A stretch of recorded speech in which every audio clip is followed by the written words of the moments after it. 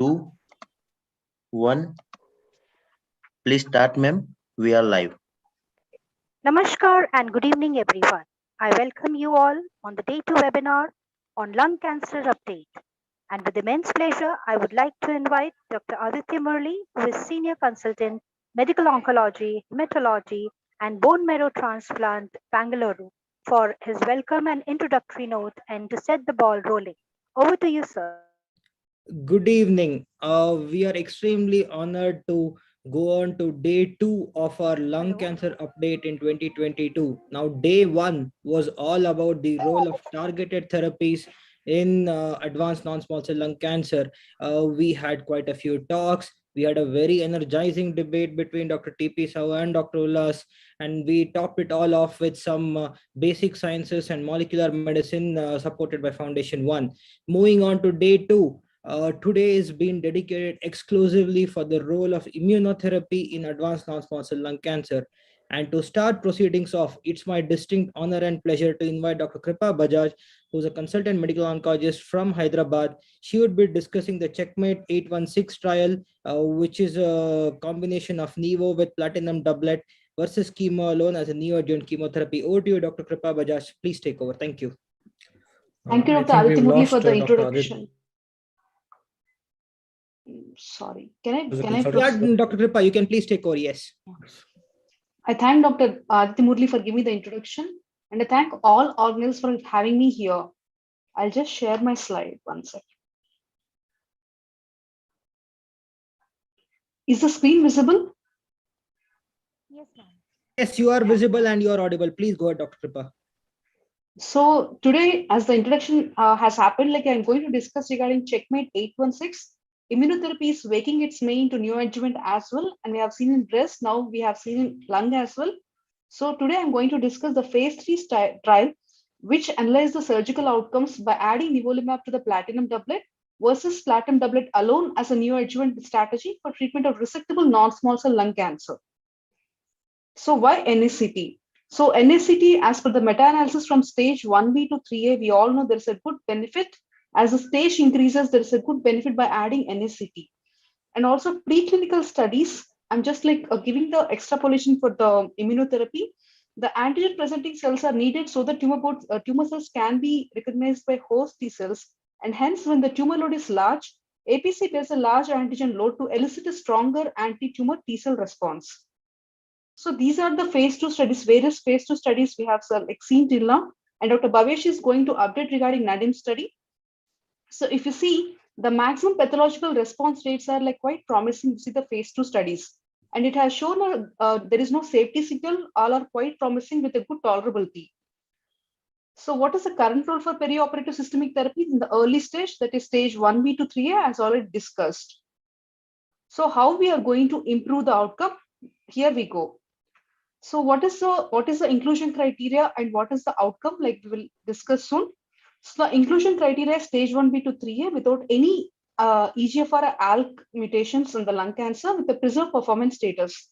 The PDL1, it got stratified by the stage basis, that is 1B2 versus 3A.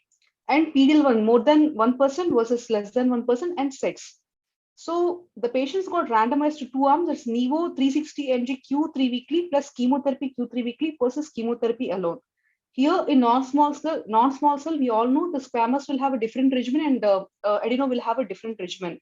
Adeno, PEMSIS, paclicarbo is fine, whereas squamous, GemCis, paclicarbo is fine. Sometimes some patients receive WinCis also in the chemotherapy alone arm and GemCis as well.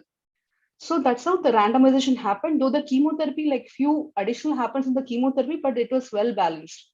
So after 3 cycles, the patient was taken for surgery within 6 weeks of post-treatment. Later, optional adjuvant chemo plus or minus RT was given for by follow-up. The primary endpoints is pathological complete response. Key secondary endpoints were overall survival and maximum pathological response. The key exploratory endpoints is overall response rate. The methods, as already discussed, PATS and just these are definitions. PATS here is 0% residual viable cells and maximum pathological response is less than 10% of the residual viable cells. So the exploratory endpoint, the ctDNA levels also they have done. So they analyze in the baseline and later they serially followed up during the treatment as well as completion of the treatment. So we all know this is a very good translational medicine entity, ctDNA monitoring the treatment. So it allows us to understand the tumor burden in the body. So the baseline characteristics were very well matched. As already discussed, the stage stratification, histology stratification, smoking, B to sex, tumor PD-L1 expression, tumor mutation burden, everything is very well balanced in the both arms.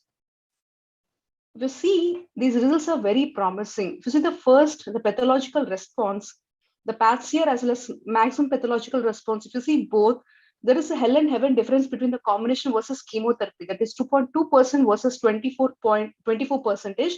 It's nearly 21.6%. Whereas in maximum pathological response, it is 8.9% versus 36.9%. So significant improvement in pathological complete response and maximum pathological response is noted. This is the treatment and strategy. All both arms like completed a treatment very well, but if you see the nivolumab plus chemotherapy, they completed the treatment quite well. And the type of surgeries are also very well balanced, but the maximum resection happened again in the chemo plus immunotherapy arm. The R0 resection rates were slightly higher as well. So the patient like who canceled definitive surgery, either PD or AE, it is less in the Nevo plus chemotherapy arm.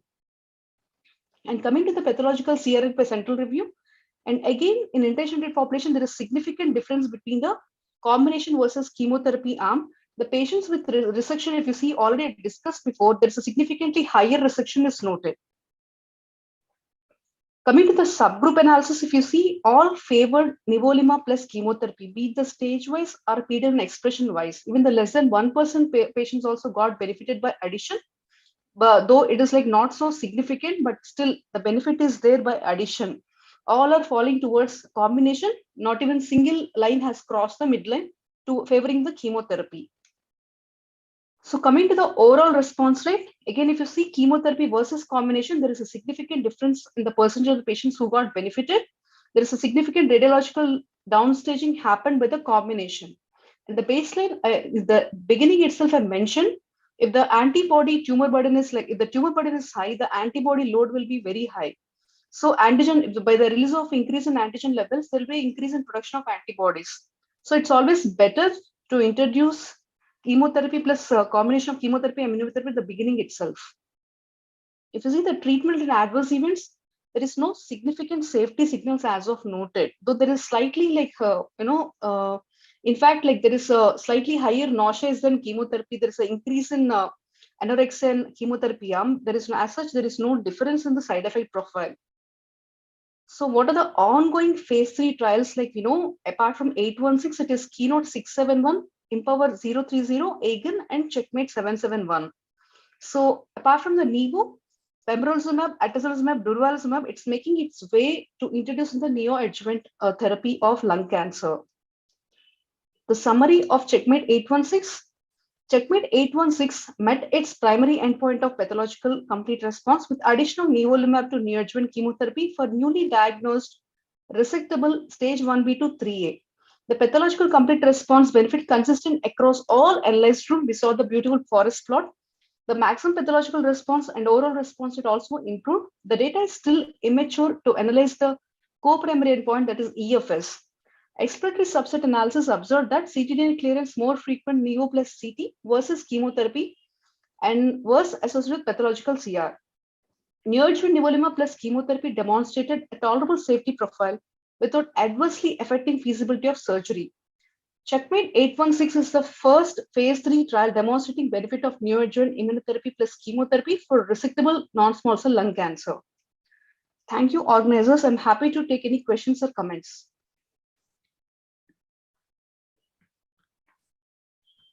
Thanks, Dr. Kripa, for such a wonderful elucidation of this landmark trial that we have had. If there are no questions, I would like to move on to the next talk. It's my pleasure to invite my friend Dr. Bhavesh from Namakkal. He would be speaking about the role of pembrolizumab in early stage non-small cell lung cancer. Over to you, Bhavesh. Thank you, Aditya. Kripa, can you just close your screen sharing? Yes, sir. I stopped it. Okay, thanks. So I'll just share my screen. My screen is visible and I'm audible. Hello, am I audible? All good. Please go ahead. Okay, okay. So good evening, one and all. And at the outset, I would like to thank all the organizers of Lung Update. And I'll be presenting. This is not as mature data as Dr.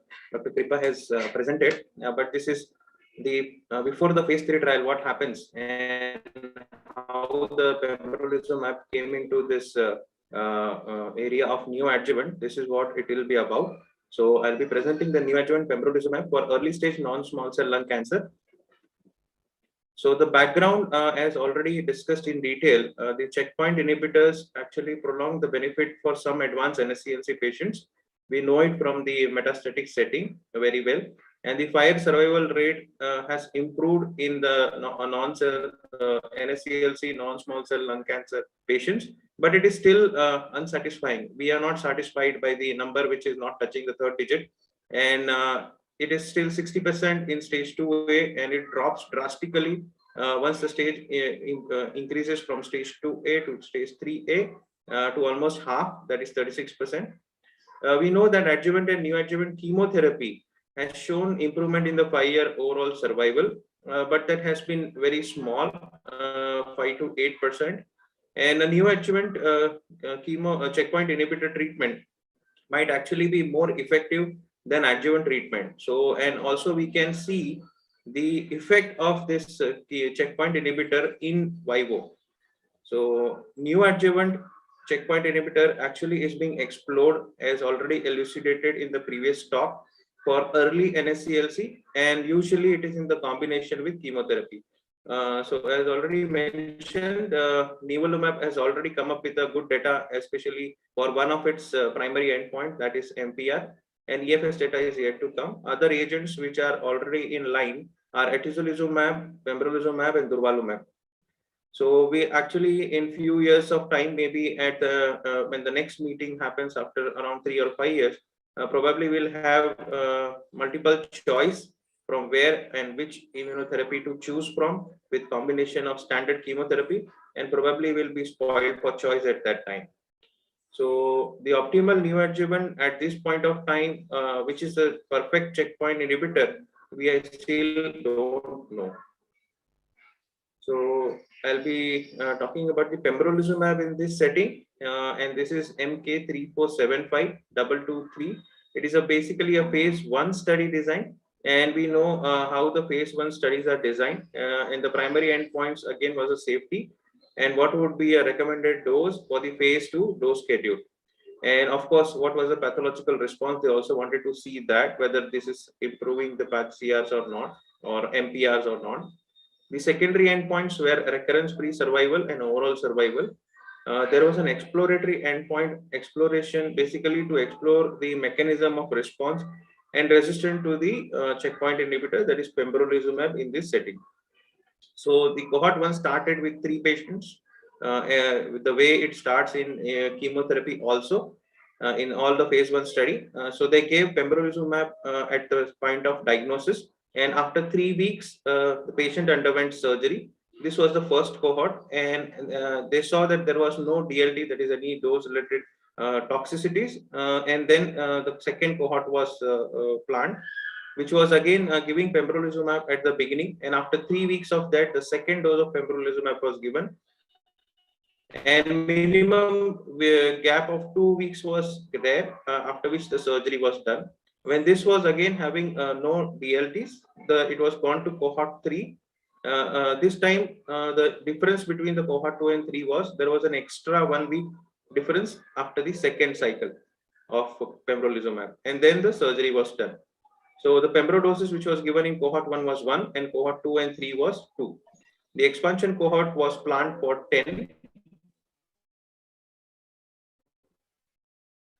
And this is how the study was conducted. It initiated in January 2017. The expansion cohort target was 29 for the maximum, and which they were expecting to finish by January 2020. In November 2020, due to slow recruitment, we know from last 2 years it is becoming very difficult because of COVID-19 pandemic to recruit patients onto the trial. So this 26 patients which were treated, out of that, 3 patients went into the cohort 1, which received only 1 dose of pembrolizumab. Cohort 2 and 3 combined had 23 patients, which received first dose, followed by the second dose, which was in 21 patients. 2 patients, the SAE happened, and hence the surgery was cancelled. After the second dose, 1 patient refused surgery. So out of 23, 3 patients were excluded, and 20 patients underwent the surgery, which was planned. So what was the result of this phase 1 study? And we saw that the authors saw that there was no dose schedule limiting toxicity, which occurred in this dose schedule escalation cohort. 21 patients who received 2 cycles of neoadjuvant pembrolizumab. There were 21 patients out of total 26, and 7 patients actually achieved the major pathological response. And there were 3 patients more which had an excellent response, almost complete, the pathological complete response. So out of 23, 10 had a very good outcome, histological point of view. And this was seen mainly in patients who had received 2 cycles of pembrolizumab. These all patients who followed by surgery, usually for more than 5, because cohort 2 was after the 5 weeks of treatment initiation, and cohort 3 was after 6 weeks of initiation. What they saw was there was no correlation between the PD-L1 pre-treatment and the pathological response achieved by the pembrolizumab. Also, the size of tumor and the nodal status was not having any apparent correlation with the MPR. All the MPR cases actually had relatively longer interval from the first treatment till surgery. So longer the interval, the more chances of achieving PathCR. This was the detail of the patient characteristic according to MPR status, whether yes or no. And we can compare the yes and no and see whether it was significant or not.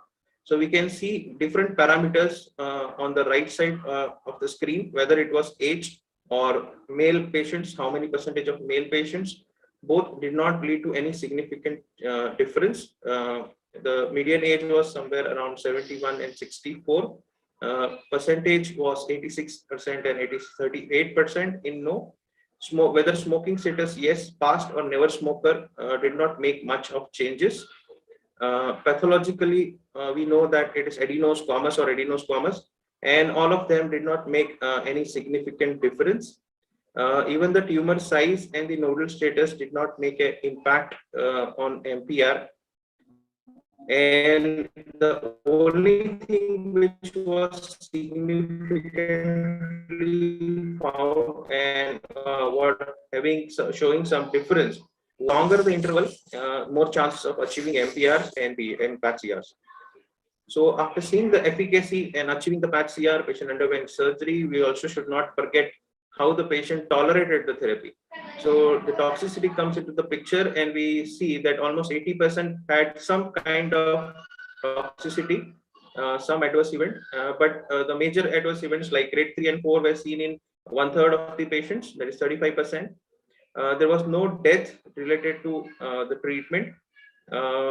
The TRAE of any grade was somewhere around 60%, but the severe grade 3 and 4 were hardly 10% and less than 10%.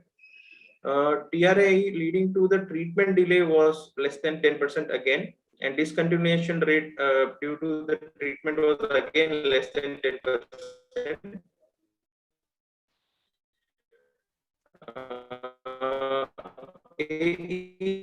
Leading to any adverse event leading to the surgery deferral was again less than 10%, and there was no hardly 15% of the patients. So this they saw that there was no DLT in the escalation cohort, as we have already mentioned. The MPR which was observed in patient with the time interval from initiation of the treatment to the surgery was 5 or more than 5 weeks. The recommended dose schedule, the way they wanted to do was what they found was pembrolizumab followed by 3 weeks gap, second dose of pembrolizumab, minimum gap of 2 weeks, and then for surgery. The exploratory endpoint among the patient treated by this dose schedule, we can see that the MPR was achieved in almost 44%, That was 7 out of the 16 patients. And the patch here was achieved by 19% of the patient, 3 out of 16 patients. So we can see almost more than 60% of the patient had good response. Coming to the secondary endpoint, which was the relapse-free survival, as we can see from this graph, Kaplan-Meier graph, the 1-year RFS was 100%, 2-year RFS was somewhere close to 92%. The same thing in overall survival. At the end of 1 year, it was 100%, and at the end of 2 years, it was 93 months. The two deaths which actually occurred, one was because of the disease progression, and one was unrelated to the disease, that was related to the sepsis. So what is the take-home message from this phase 1 study? The neoadjuvant pembrolizumab is safe. Less than 10% patients are having grade 3 or 4 TRAE. With actually no apparent relation to the treatment surgery interval. The outcome in the entire cohort, if we see that it was 26 patients to begin with, it was still a good 40%. That amounts to almost 40%. The longer the interval from the treatment initiation to the surgery, it was associated with higher rates of MPRs. And 2 doses of neoadjuvant pembrolizumab at 3 weeks interval followed by surgery at 2 weeks or later was the phase 2 dose schedule, which was understood after this phase 1 trial.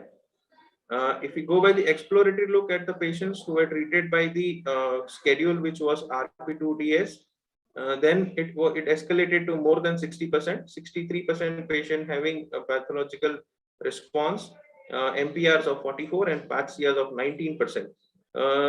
On the similar line, they have come out with the keynote 671, but here they have used not only pembrolizumab, but actually the combination of CIT, that is chemoimmunotherapy, the way nivolumab has showed good result in Checkmate 816. I am expecting that probably pembrolizumab also will show good results. And there are other trial like Agent, which is going for durvalumab, IM power 030 for atezolizumab. So we are actually having a lot of immunotherapy, chemotherapy combination, and soon we'll see an improvement in EFS and overall survival also in our cancer patients. So this is our team from Sangam. Thanks a lot for patient listening.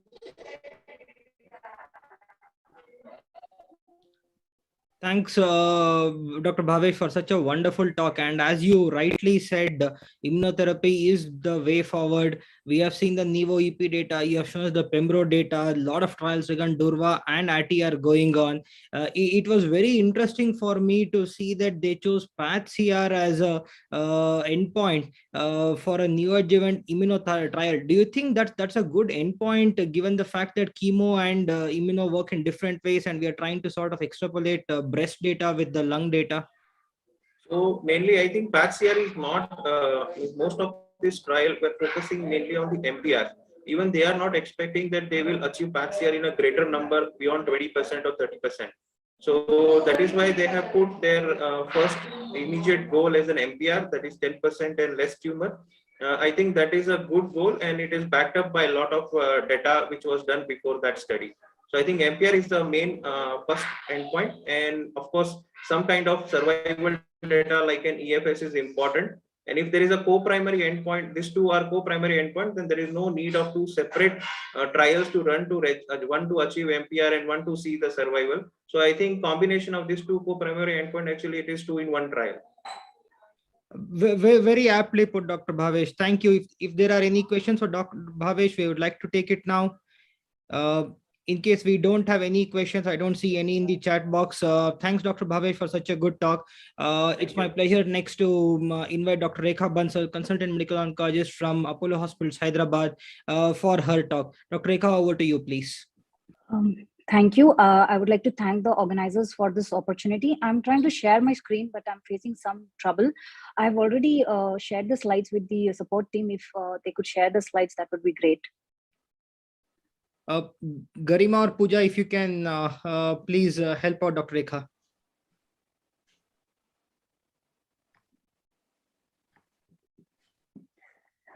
Great. Thank you so much. So I'm going to be presenting the data from the NADIM study. So this study is a phase 2 trial study, and the earlier results were actually released in September 2020. And here I'm going to present the long-term survival data, which was presented in September 2021 at the World Conference for Lung Cancer. Next slide, please.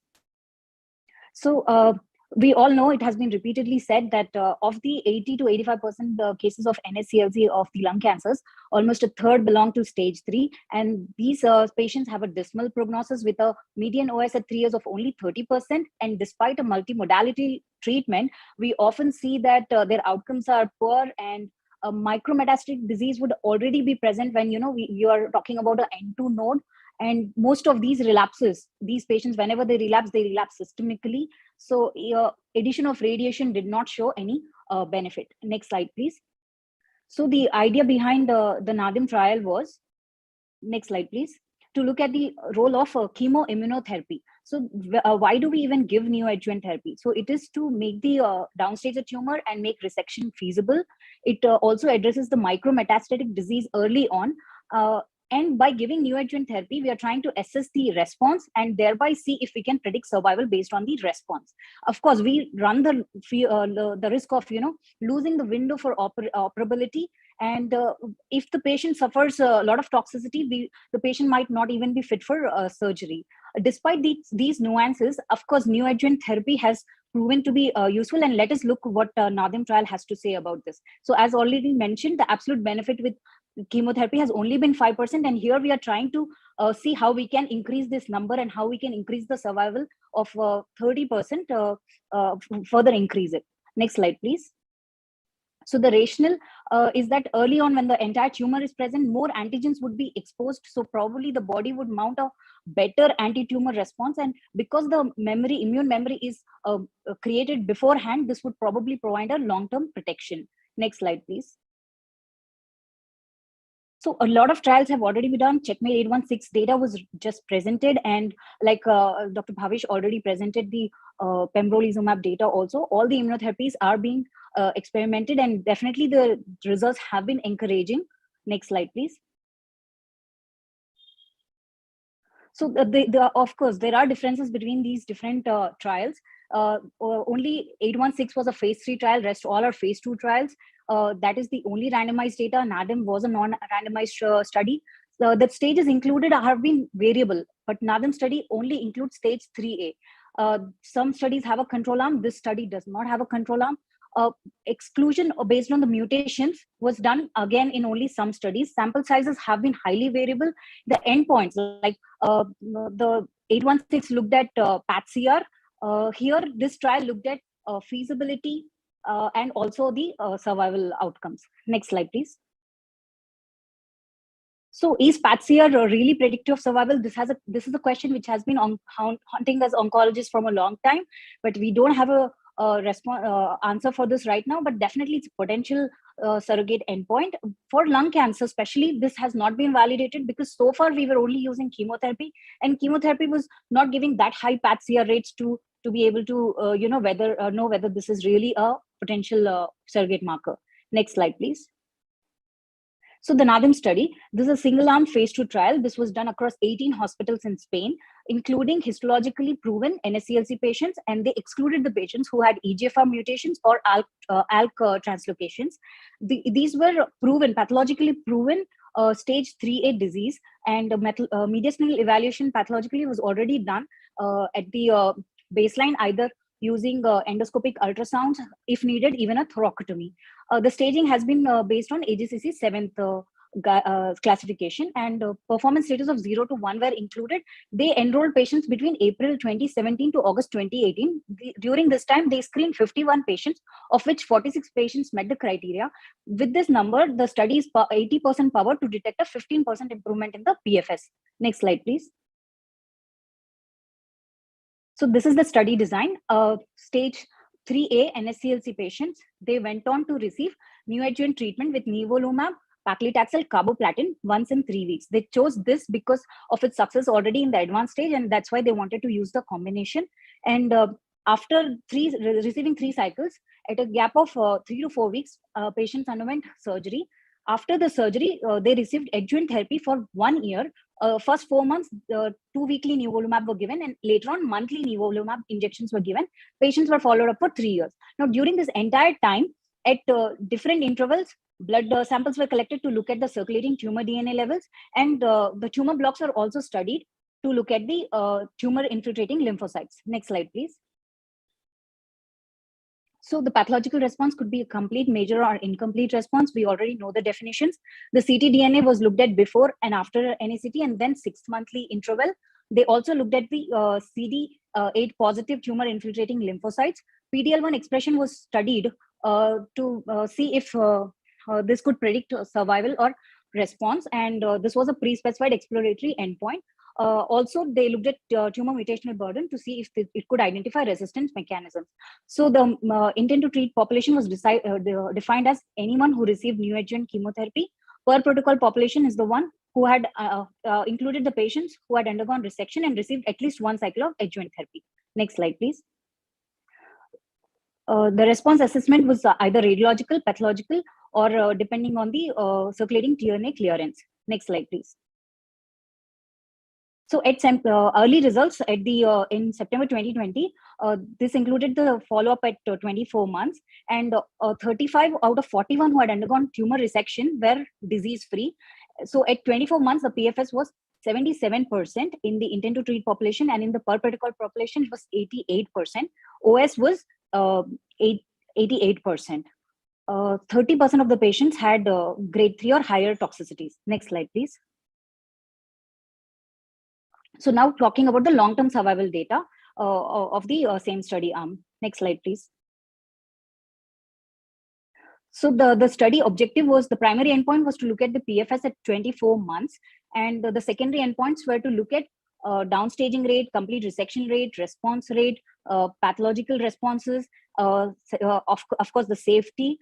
Along with all of this, they also wanted to look at OS at 3 years, and this was a secondary endpoint. So this slide also includes the results. So a PFS at 24 months was 77% in the intent to treat population. The secondary endpoints, 90% patients had downstage tumor, and 89% could undergo complete resection. The overall response rate were high, 76%.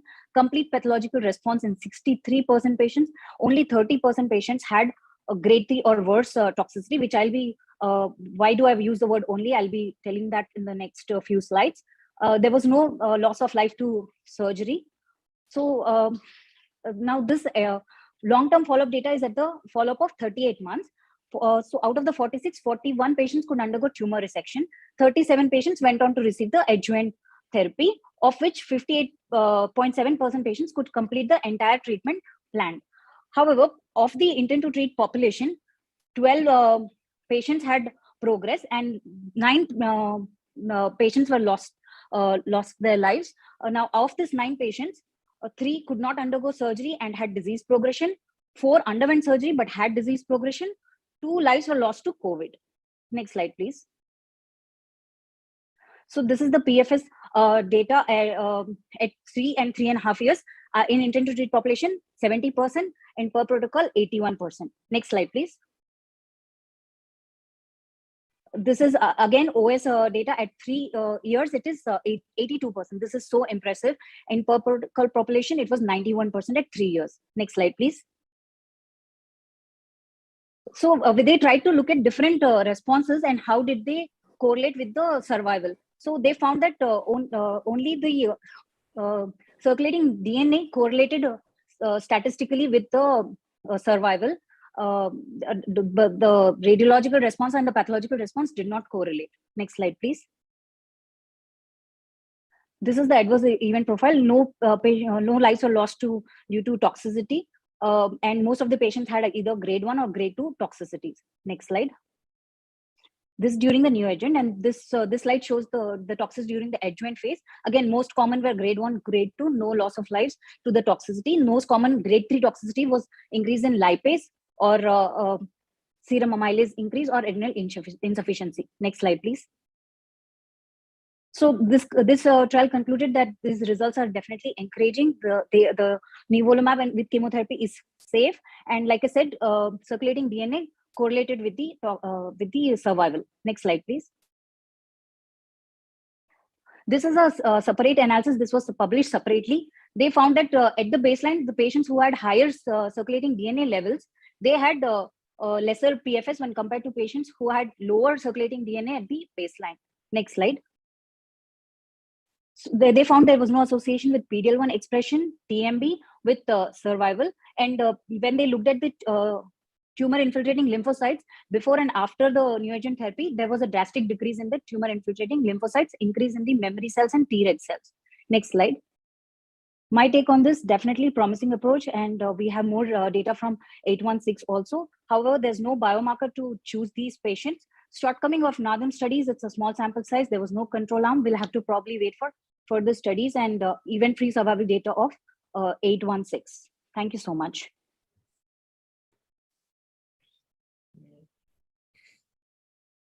Thank you very much, Dr. Rekha, for that excellent talk. I think immunotherapy is now going to come in early lung cancer in a big way in the next few years. And I think we have to watch the space, but the early data, which was excellently presented by the three speakers before, has shown us the way going forward that this is certainly here to stay.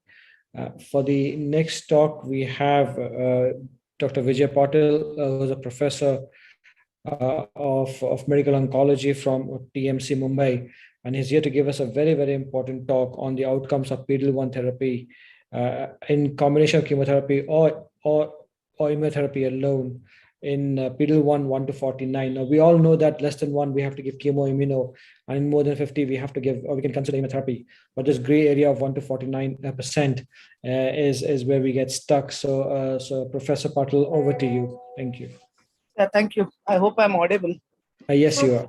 Yeah, this was a good analysis which got presented even at ASCO about 1 to 49% what to use, IO or chemo plus IO. As was talked in the background, we know that greater than 50% IO over chemo IO is an option in NCCN. PD-L1 1 to 49 again has both these options, but this analysis focused specifically on this subgroup of patients to try to understand if we are looking at these population of PD-L1 with 1 to 49, they don't have any EGFR mutation, any driver mutation. Is there a difference in OS, a difference in PFS, and whether this difference in OS and PFS is by any subgroup, like whether elderly benefited only with IO and didn't benefit with chemo or IO. So they also looked at age, performance, and smoking history. What they did nicely was they took data was pooled from all RCTs for which an FDA approval was given and which had this arms of chemo, IO, or IO itself. PD-L1 expression was kept for as for TPS and no CPS was entered in. And they looked at two outcomes, OS and PFS. They were looking at adjusting these outcomes with respect to age, gender, race, performance status, histology, and smoking. And these were the subgroups they were actually focusing on. Age less than 65, 65 to 74, greater than 75, performance status 0 or greater than or equal to 1, and never smoker or ever smoked. And these were the studies which were included in this. The Keynote 042 with pembrolizumab, the NEO-EP, other three pembrolizumab studies, the atezolizumab studies, and NEO-EP study itself also was included. The total population which they got was 6,010 patients. When they looked at only those with EGFR or ALK wild type, it came down to be 5,800 plus. When they went for PD-L1 evaluable, it came down to be 5,700 plus patients. And when they restricted the analysis, which was what they wanted to look at, 1 to 49%, it came down to 2,000 patients. And when they restricted it to chemo, IO, or IO, not only chemotherapy was excluded, it got restricted to around 1,100 samples. And this was the distribution which was seen in this group. You could see that there were most of the patients were, I would say non-elderly, 50%, but there was a 50% chunk was greater than 65 with around 10% above 75. Most of them were white. Most of them were smokers. ECOG greater than 1 occupied 65% of the overall population, and non-adeno was the predominant one. Now, this was interesting. When they looked at the median overall survival, what they noticed was there was a statistically significant improvement in median overall survival when you had a combination of chemo plus IO over IO alone. But this was also seen with respect to the progression-free survival curves, where chemo plus IO had a betterment over IO alone. What does this suggest? This suggests that in this patients, if you give chemo plus IO, there's an increment in PFS and an improvement in OS. So let's try to dissect according to the important pre-specified groups, which were the patients which benefit most from this. And when we look at this, we see that fit patients, that are the elderly patients, non-elderly did benefited. 65 to 74 also benefited, but patients who were greater than 75 did not benefit. Patients who had a ECOG performance status up till 1, the benefit was also there. And irrespective of the current or never smoker, they benefited. What it suggested that if your performance status, if you're elderly and performance status is not that good, then the benefit with chemo plus IO is not as substantial as with in the non-elderly and good performance status. So though this would be termed still as a retrospective exploratory analysis, because this data was prospectively collected for some other investigations, and out of those studies which got included, only 2 trials were with IO alone, and the rest data got extrapolated. And this is a clinical trial population, so even the elderly which was taken in this population between 65 to 74, which you see here, it would very well have been a supra-selected elderly, which may not have any comorbidities and which will be very fit. So direct utilization of this data in the real world may be difficult. And an important aspect was that the PDL1 status assessment across all the trials was different. Leaving that also, this data came from prospective randomized studies. It gives you an idea of what to do in clinical practice. I think what it tells us is, if you have a non-elderly patient and if the patient is a fit patient with its performance and comorbidities, giving a chemo plus IO is a better option than IO alone. And that would be also my take on this topic. That's it. Thank you. Thank you. Thank you very much for that talk, Dr. Vijay Patil. So can I just ask a question there? In your clinic, when you have a patient who has a PD-L1 for like 20-30%, what is it? How do you decide to give them IO alone or IO with chemo? Okay, so or do you discuss with the patient and leave it to them? So in clinic, if I have a patient of 20 to 30%, I actually, before this data, used to look at whether the patient, how much symptom burden this patient has, and what kind of volume of the disease the patient had. So that used to be my deciding factor. Like, there is symptom burden is there, I feel that the patient requires an immediate relief of symptoms and response, I would use a chemo plus IO. But looking at this data now, what I would do is, like, if the patient is a non-elderly patient and the fit patients, I would be, because there's always benefit associated with it, would tend to put the patient for a chemo plus IO. Even though this analysis did show that 65 to 74 also benefited and they actually gave a cutoff of 75. I think patients above 16 are country frail. So I would actually, before putting them for chemo plus IO, I would get a geriatric assessment done, and that's the way I would do in my clinic. We routinely do geriatric assessment in all patients above 60 at our institute. So what is your viewpoint on having suboptimal chemo? So a lot of the time, so the chemos that they have used is obviously 3-weekly carbo, pembro, or carbopacli for squamous. Do you tend to use the full dose if you have? So normally when I tend to use, if I give only chemo, my dose for pacli in stage 4 would be between 200 to 225, at least 200, or I would step up to 200, 225, which was a classical dose used in the NEGM 2004 paper. That's what I try to use. But when I use it in combination with pembro, I try to restrict it to the doses in which the randomized controlled trials was done. Okay. Thank you very much, Dr. Patil, for that session. Thank you. So we'll move on to the next session. Next session is going to be by Dr. Vinayak Makka, Professor Vinayak Makka, who's the head of medical oncology at Ramaiah. He's going to talk to us on the update of IMpower 150, and this session is sponsored by Roche. Over to you, Dr. Vinayak. Thank you, Dr. Vijay, and thanks, organizer, for giving opportunity to present. Can everyone see the slides? Yes, it can be seen. Yes. Just put on full screen here. So the trial I'm going to speak about today is atezolizumab in first line. This trial was a phase 3 study, and it had very 3 arms, which was very unique. Which was standard of care was carboplatin, paclitaxel, and bevacizumab in a patients who are stage 4 non-squamous thing. The 2 arms were used. Arm A had replaced bevacizumab and atezolizumab, carboplatin, and paclitaxel, followed by atezolizumab maintenance, and all 4 drugs, ECP plus Bev. Question was, can we add and get a benefit, or can bevacizumab completely replace by atezolizumab? So with this, they were started. There were 2 co-primary endpoints. One was PFS and OFS. This is a new trend where we're seeing 2 primary endpoints. So there was a statistically significant benefit in adding atezolizumab in this arm. The comparison arm from B, which is 4 drugs versus standard of care, definitely there was a median survival benefit was there. Almost 40% of patients had 2-year survival, and there was a meaningful survival of 4.5 months in a subset of first line setting. What was interesting was the response rates were very much higher compared to 2 arms in all the possible PDL1 expression. One thing to notice, even on PDL negative expression, there was more than 50% response rate was expected.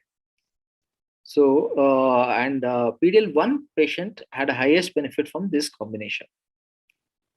So what is being quoted and what is being advised or discussed a lot of thing is, in EGFR and ALK positive patients, which formed almost 10%, like out of 1200 patients, 160 patients were the other mutations, and sensitizing mutations were almost 91 patients, and they had prior therapy in almost 80% of the patients.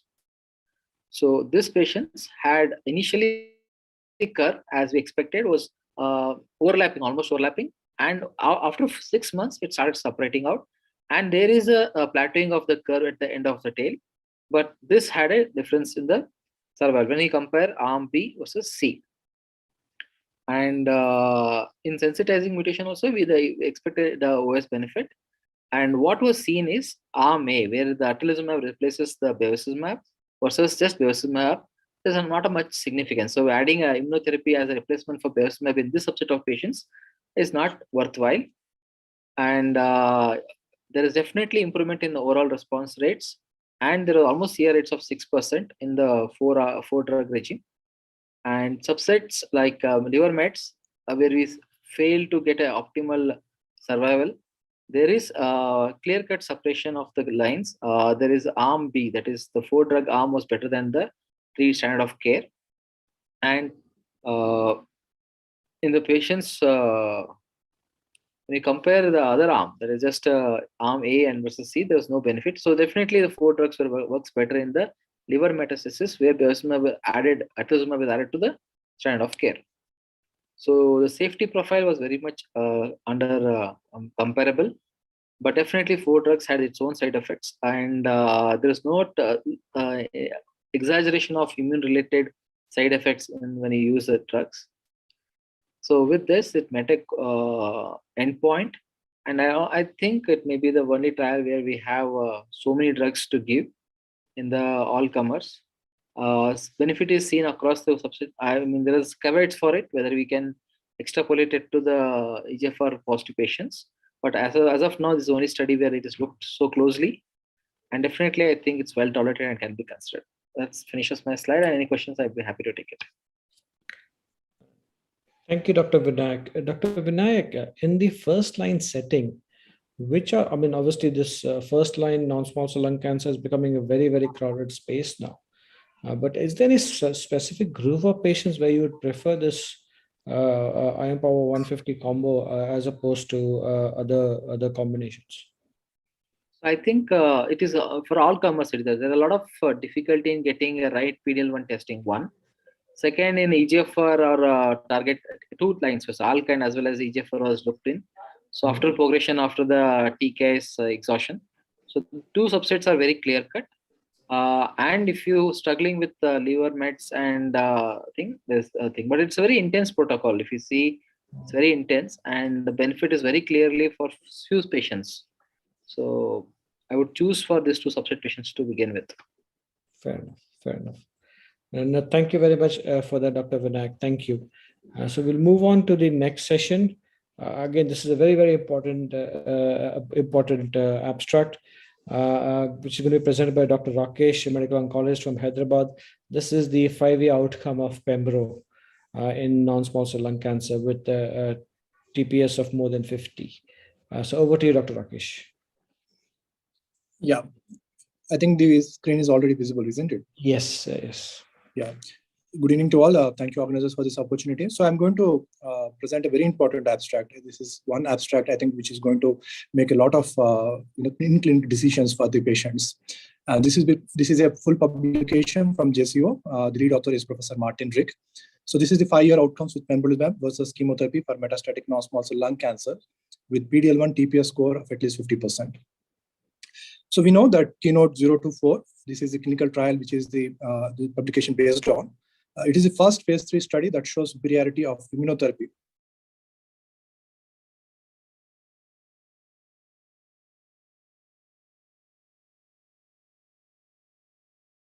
Subsequent overall survival analysis has shown improvement in the overall survival, which persisted. This is a 5-year survival analysis, and it is to be noted that previously there is limited data of 5-year survival for lung cancer patients for a reason.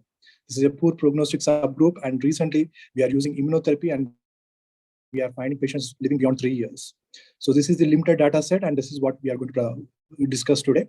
5-year survival is important landmark for cancer treatment, and definitely we are going to look into this very interestingly. So coming to the study design, it is a phase 3 randomized open label study. Patients with non-small cell cancer with patients with PD-L1 TPS of at least 50% been random of the control arm or the experimental arm. Experimental arm is pembrolizumab 200 mg dosed at 200 mg every 3 weekly, up to 35 cycles. Active brain metastases were not included in this clinical trial. As you can see, patients continued the drug up to progressive disease or unacceptable toxicities. An important thing to note is that patients who are on platinum doublet chemotherapy could actually cross over to pembrolizumab at the time of progressive disease. Primary endpoints are PFS, and secondary endpoints are overall response rates, overall survival, and safety. So these are the patient demographics and baseline clinical characteristics. If you look at the first two columns, these are the cohorts which we are going to discuss. There is nothing much to really discuss here. They are equally matched across the several characteristics. And we can see the third column, which is the 35 cycles of pembrolizumab. Actually, 39 out of 154 patients who are randomized to pembrolizumab could actually complete the 35 cycles of pembrolizumab. And here also, we couldn't find any, investigators couldn't find any particular clinical characteristics that could define these patients. So we'll come into the other details in subsequent slides. So these are the clinical characteristics, patient characteristics and treatment. Out of 305 patients, 154 randomized to pembrolizumab, 51 randomized to chemotherapy. The median treatment duration was nearly 8 months in pembrolizumab, around 3.5 months for the chemotherapy group. Again, patients who have been assigned to chemotherapy, nearly 66% of the patients have been crossed over to one form of the immunotherapy as well. In pembrolizumab group, nearly 50% of the patients could actually receive further anti-cancer therapy, including 12 patients who received second course of pembrolizumab on study. These are the survival outcomes. If you look at overall survival graphs, at the time of median follow-up, we can see that pembrolizumab had a lesser amount of overall survival events at 66.9% compared to chemotherapy, which is significantly higher at 81.5%, making the hazard ratio of 0.62 a statistically significant hazard ratio. And coming to the median numbers, 26.3 versus 13.4 months, an absolute difference which is more than 1 year compared to platinum-based chemotherapy. If you can look at the 3-year and 2-year, 3-year, and also 5-year estimates, 31.9% at 5-year overall survival estimates versus 16.3, almost actually more than doubling. And similar numbers in PFS. The hazard ratio of PFS is even better, 0.50. Medians are at 7.7 months versus 5.5 months. And at the end of 5 years, the estimates are 12.8% versus not reachable. These are the efficacy outcomes in the intention treated population. If you look at the exploratory analysis, Median overall survival for those patients who actually had a best response of stable disease alone, it was 21.1 months in pembrolizumab group versus 14.5 months in the chemotherapy group. This is one apprehension we clinicians usually have. When somebody is paying so much money for that drug, we are expecting responses. So these are the subset of patients who didn't had a response. The best response is at least stable disease. Even there, the pembrolizumab group done better than the chemotherapy group. And in those patients who had treatment-related adverse effects, the overall survival was 35.9 months and 5-year estimate for 35.1%. Even PFS2, which was defined as time for randomization to subsequent disease progression after the initiation of new cancer treatment or death from any cause, it was 24.1 months in pembrolizumab group versus 8.5 months in the chemotherapy assigned group. These are the objective responses. If you can see, 46% versus 31% objective response rates. There are at least 7 patients who had complete response, making a percentage of 4.5%. What is more important to note is that those patients who are actually responding, duration of response is 29.1 months versus 6.3 months, an absolute difference of more than 2 years. So this is a very interesting subgroup, outcomes in patients who completed at least 2 years of pembrolizumab, that is 35 cycles of pembrolizumab. Nearly a quarter of patients would actually complete on the study, and median time to completion is around 34.7 months. Probably these patients had a very smooth course. Baseline characteristics, unfortunately, we couldn't, investigators couldn't find any particular characteristic that can select out these patients. At the end of 3 years, the overall survival rates for these patients is outstanding 81.4%. And nearly 50% of patients were alive without progressive disease or on subsequent treatment for non-small cell lung cancer. Coming to the safety, again, at the long-term follow-up, there is no safety signal that is identified. And coming to the adverse effects, nearly 3/4 of the patients had actually had some amount of adverse effects who received pembrolizumab, 90% for those patients who received chemotherapy, and treatment-related adverse effects that are serious and grade 3 and more are 22.7% in pembrolizumab and 20.7% in the chemotherapy groups.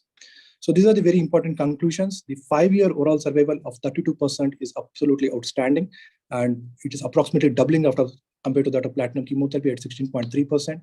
Median overall survival was more than 1 year longer at 26.3 months versus 13.4 months. And magnitude of effect is still persistent despite nearly 2/3 of the patient from the chemotherapy group being crossed over to pembrolizumab.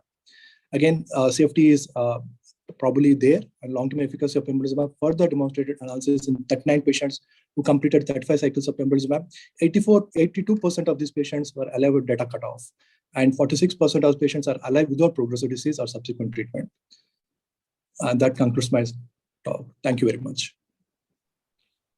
Thank you very much, Dr. Rakesh, for that. I think we can all take home that this is excellent data, and it's very difficult to be very difficult to beat this data. And for the vast majority of our patients who are PD-L1 more than 50%, I think we would recommend Pembro unless there's a strong reason not to. I just wanted your viewpoint in terms of your clinical practice. What is it that you do? Do you still consider chemo IO, or would you just give them IO? Or any specific subgroup of patients where you might keep adding chemotherapy if the TPS was more than 50%? So the one specific group of patients which I would probably use chemotherapy combination with immunotherapy is those patients who are very symptomatic. These patients require responses, and there's only with pembrolizumab, the responses are around 53%. Nearly 90% of patients who had treatment name had responded, but I think when we actually concentrate on symptomatic benefit, probably chemotherapy still has a role to play. For those patients who are not very symptomatic but having a TPS score of more than 50%, there is no reason to add any chemotherapy for that patient. Thank you very much for that. So we'll move on to the next session. So next session, we have another interesting session by Dr. Kripa Shankar, medical oncologist from Coimbatore, who's going to talk to us about an IO-IO combination, again in a PD-L1 more than 50%, but the IO-IO combination is more Pembro NEP combo. So over to you, Dr. Kripa. Thank you very much, sir. So very good evening and a warm welcome to everyone. And before I begin, I'd like to congratulate the organizers and also thank them for the opportunity. So I'm going to be talking on the Keynote 598 data and the update of that data, which we've seen recently. And also the role of IO plus IO combinations if you have a PD-L1, when even in excess of more than 50%. So how do you actually end up making decisions for patients with advanced non-small cell lung cancer? Histology, targetable mutation, level of PD-L1 expression matters as well.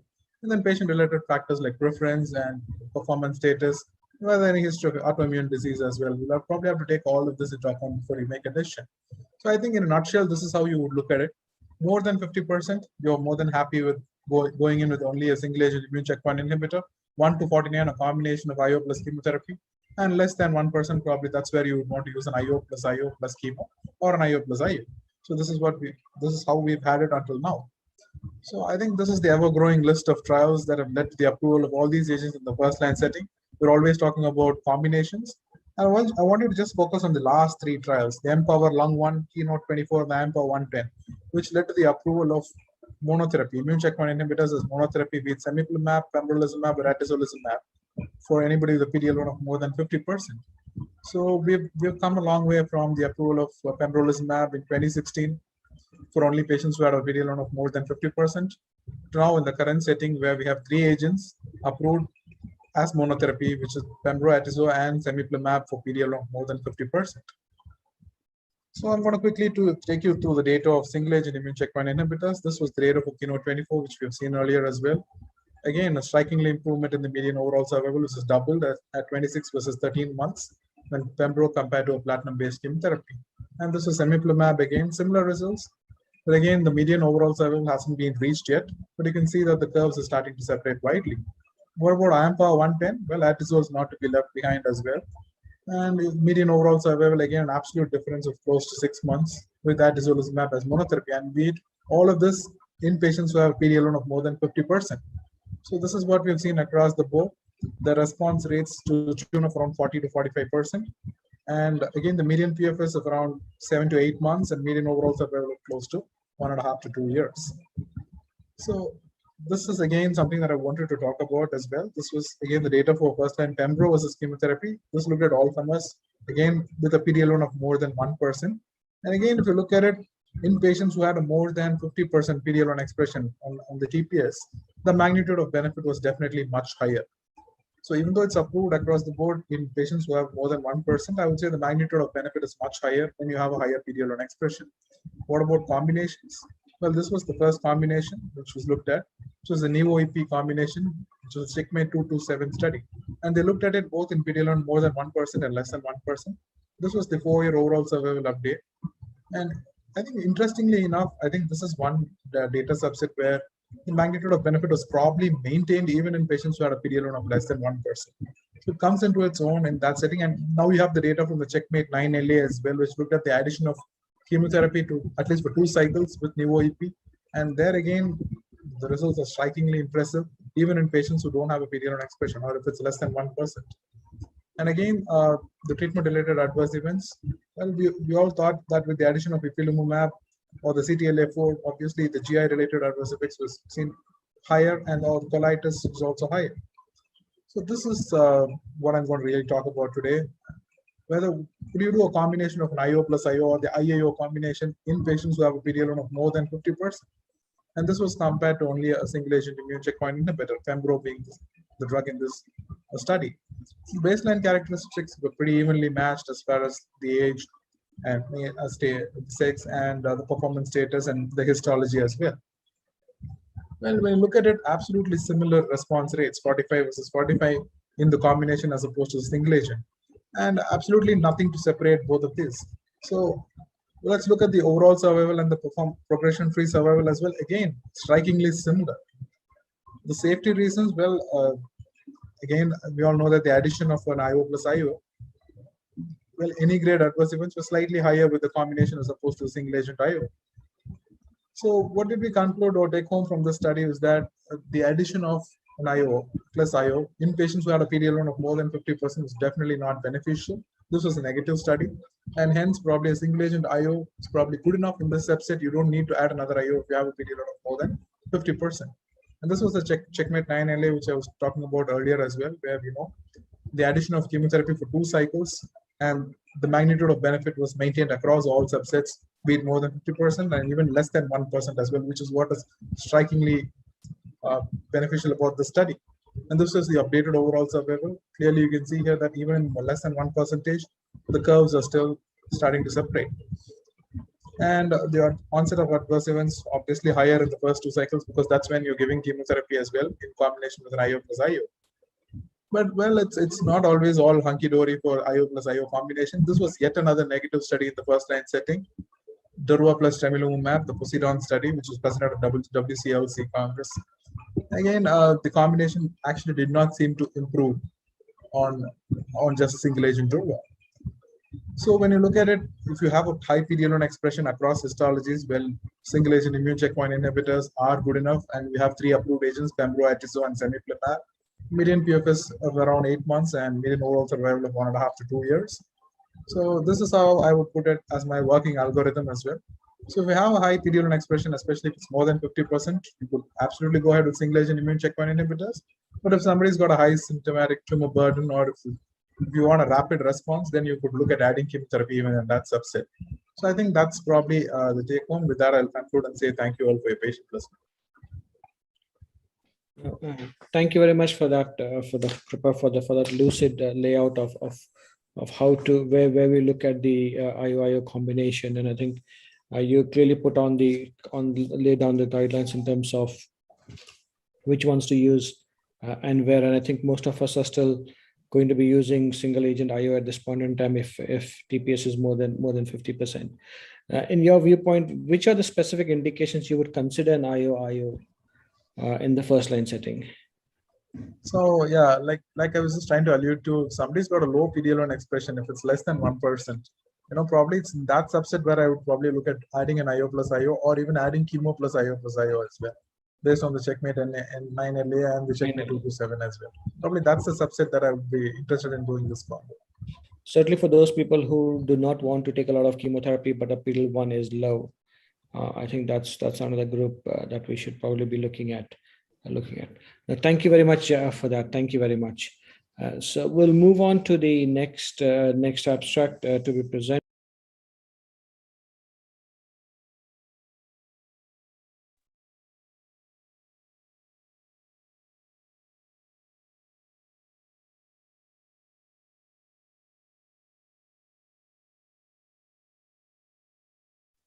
Can you hear me, Dr. Vijay?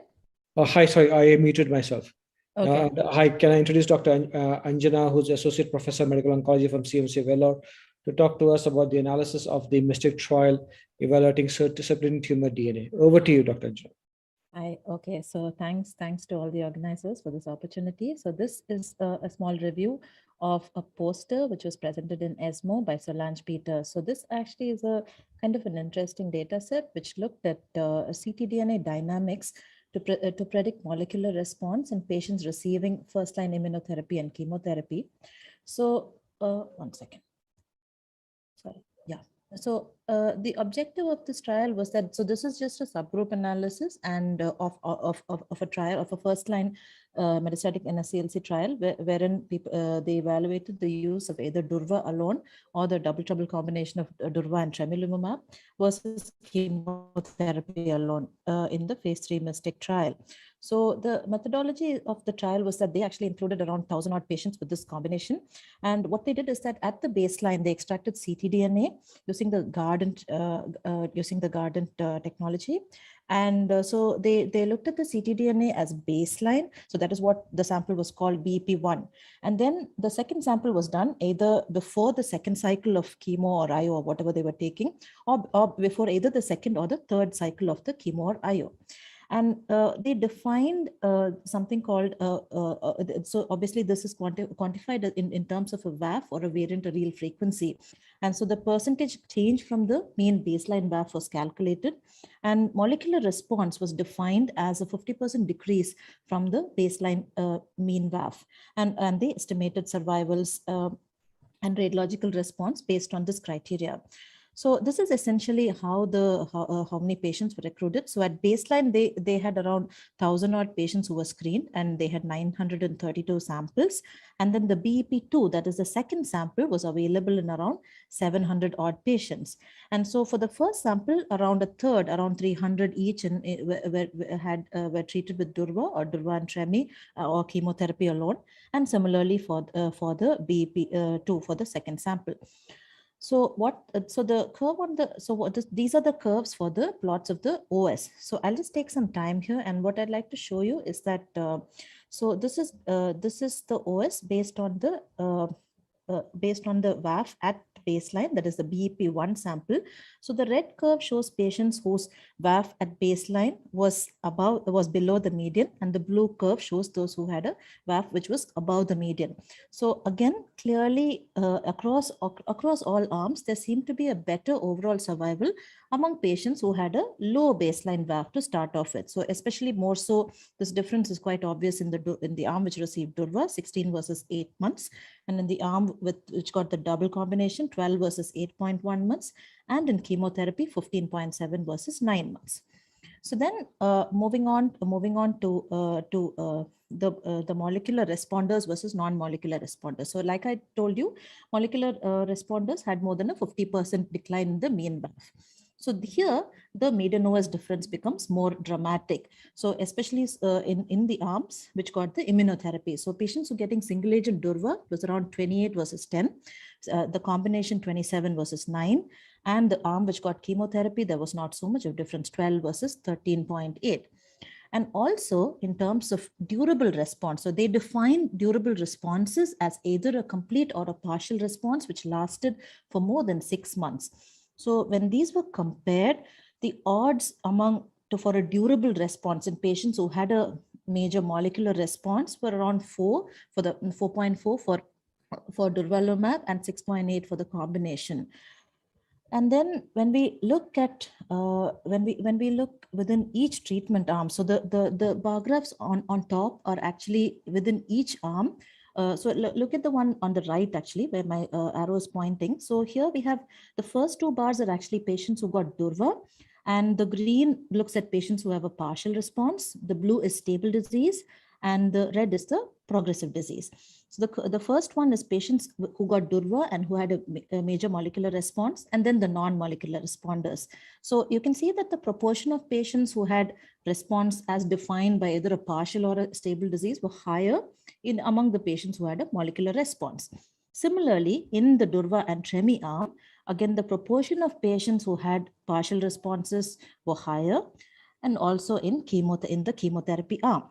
Now, when we look at OS as among patients with the best response is stable disease, again, the striking difference as per the molecular response was there across the board in both the immunotherapy cohorts. That is a cohort which got Durva and Tremi, whereas this difference was not seen in the subset who got chemotherapy. So when we look at the results, so patients, it is very clear that patients who had a molecular response had longer OS versus those who didn't have a response, especially when they got either Durva or Durva and Tremi. And among patients with the radiological response at week 6, major responders were likely to have a more durable response, that is defined as a lasting response more than 6 months. And also patients who had a molecular response had higher partial response rates. They were more likely to have partial response than stable disease. And even among patients who had stable disease based as their best response, if you had a molecular response, you had a better overall survival, which numerically actually compares to that of the entire cohort. So now conclusions, baseline ctDNA definitely are prognostically associated with survival outcomes in lung cancer, irrespective of the treatment received. Now, in patients who got Durva or Durva and Tremi, molecular response was predictive of radiological response, and it also translated into a better OS. And also this kind of translated into a longer term survival and also a longer duration of survival. Now, for me, this is my last slide. So when I want to think about what I can take home, or rather what I can do tomorrow in the clinic. Now in India, I think immunotherapy is definitely not accessible for a lot of patients. And, this could be one way wherein we can, predict or judiciously use immunotherapy. And now this data is kind of exciting in the sense that among those who don't respond, maybe there are avenues to escalate treatments and to explore the options of NGS and mutation testing and so on, and or even thinking of doing getting them onto clinical trials. So I will stop here and thank you. Thank you, Dr. Anjana, for that. I think you rightly put it that even though there's data, I think currently it is going to be classed as experimental, certainly for our patients. But is there any way you would want to consider using this in the future in practice? I think absolutely. I think most, like we have similar data now in colon cancer, right? So even in the adjuvant setting, it's coming up in a big way. And we have similar data. I mean, we have, similar data from our Center for EGFR mutant lung cancer, where we've looked at the mutant allele frequency before and after treatment. And we've very clearly shown that patients who did not respond or who did not clear their mutant allele frequency at their first or follow-up in the blood had a very inferior outcome, and especially when they're treated with first or second gen EGFR TKIs. So it is there in EGFR and lung cancer. It was easy for us to do that in India because it just required a DDPCR. This, of course, is a more complex platform, but I'm sure it's coming. And once these ctDNA tests are more accessible to everybody, it will come, yes. Thank you very much for that. So I think we'll watch the space to see how we can incorporate this in practice in the future. Thank you for the excellent talk, Dr. Angela. Thank you. Thank you. So we'll move on to the next. So we've had a lot of excellent talks over the past hour or so.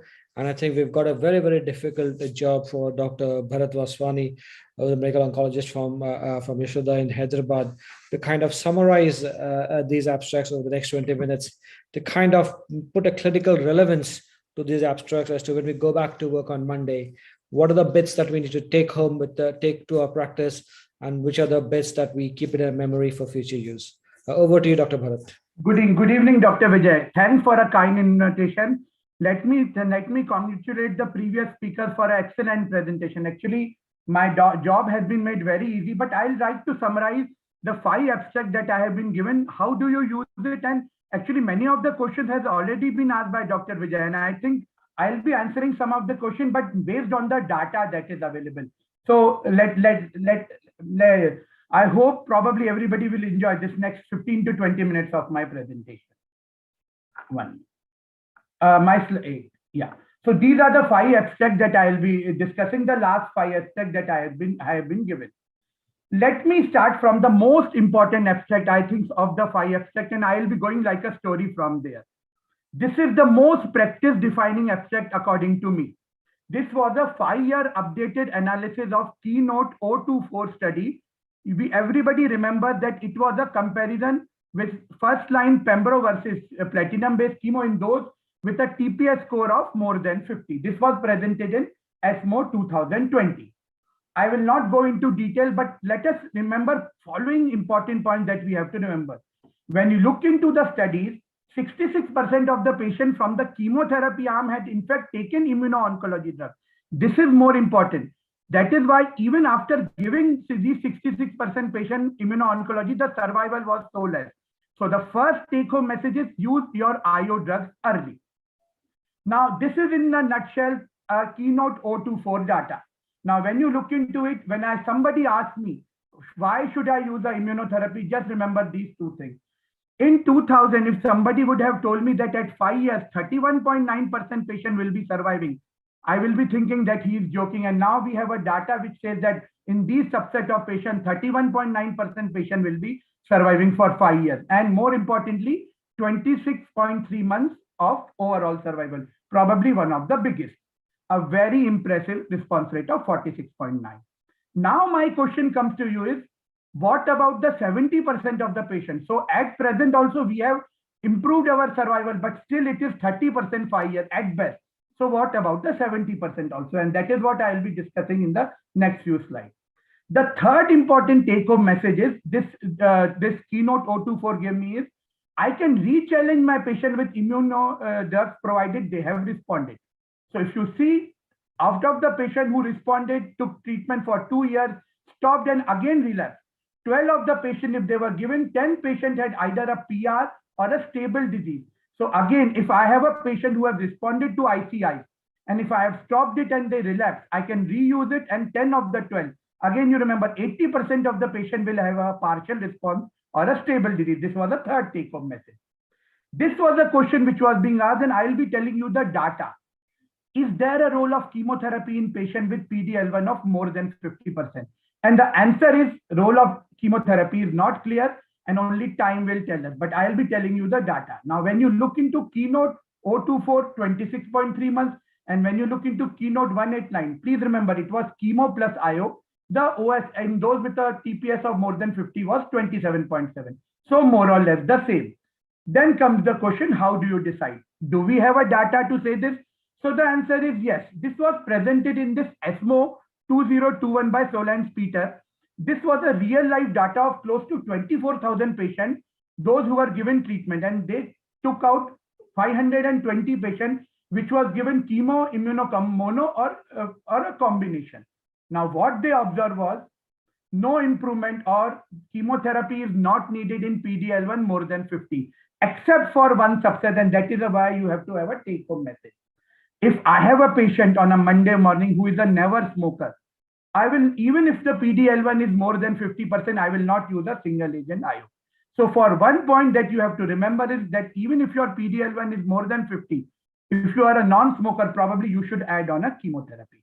The other valid indication that this trial suggested is if you are a never smoker, a high burden of disease, perhaps females, perhaps a low TMB, because this has not been tested with a single agent IO.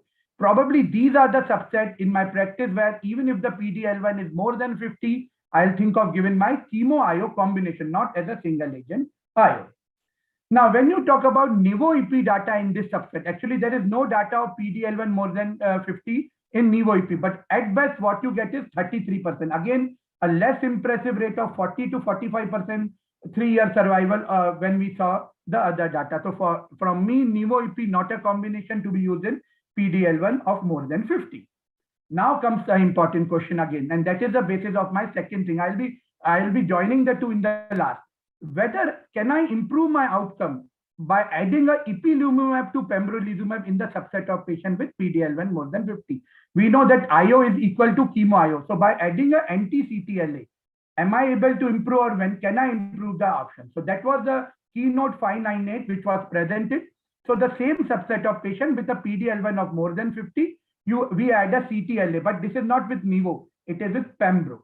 Now what you observe is there is absolutely no benefit in terms of median OS, 21.4 versus 21.9, 8.2 versus 8.4, and 45.4 versus 45.4.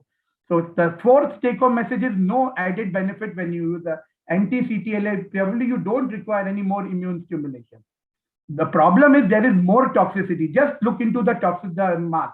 35 versus 19, 27 versus 13, 6 versus 3. So you are increasing your toxicity by twice without any meaningful improvement in your response rate, PFS, and OS. So the fifth take-home message is no advantage of adding ipilimumab to pembrolizumab in patient with PD-L1 of more than 50. It just adds side effect without any effectiveness. Now comes again my question that I asked on the first. Is there any way we can improve the outcome in patient with PD-L1 of more than 50? Chemo does not improve, anti-CTLA does not improve. Now comes the most important. The answer is yes, maybe. Please go back to your December ESMO Immuno-Oncology Conference. This was a final updated analysis of CITYSCAPE study, which included anti-TIGIT antibody teragilumab. Just look into the data that I am telling. From 4.1, please, this is the only subset where this drug will work really. In those with a TPS of more than 50, the 4.1, it increases to 60.6. So 4 times increase in PFS by adding an anti-TIGIT antibody. Please remember, this is a final updated analysis. At 2 years, 78% of the patients are surviving. So for me, yes, from that 30, I might reach to 40 and 50 by using this anti-TIGIT. 16 months have never been reached in any of the studies as a PFS, let alone the OS. And at 2 years, you see 78.2% of patients are surviving. So for me, the take-home message from abstract 1 and 2 is keynote 024 data is historic. 31.9% 5-year survival for metastatic non-small cell lung cancer is incredible, unheard in 2000. Treatment is well tolerated and retreatment possible with reasonable response and stable disease. Please remember, retreatment is possible. And future is bright in this subset of patients with more than 50 with the addition of novel molecules.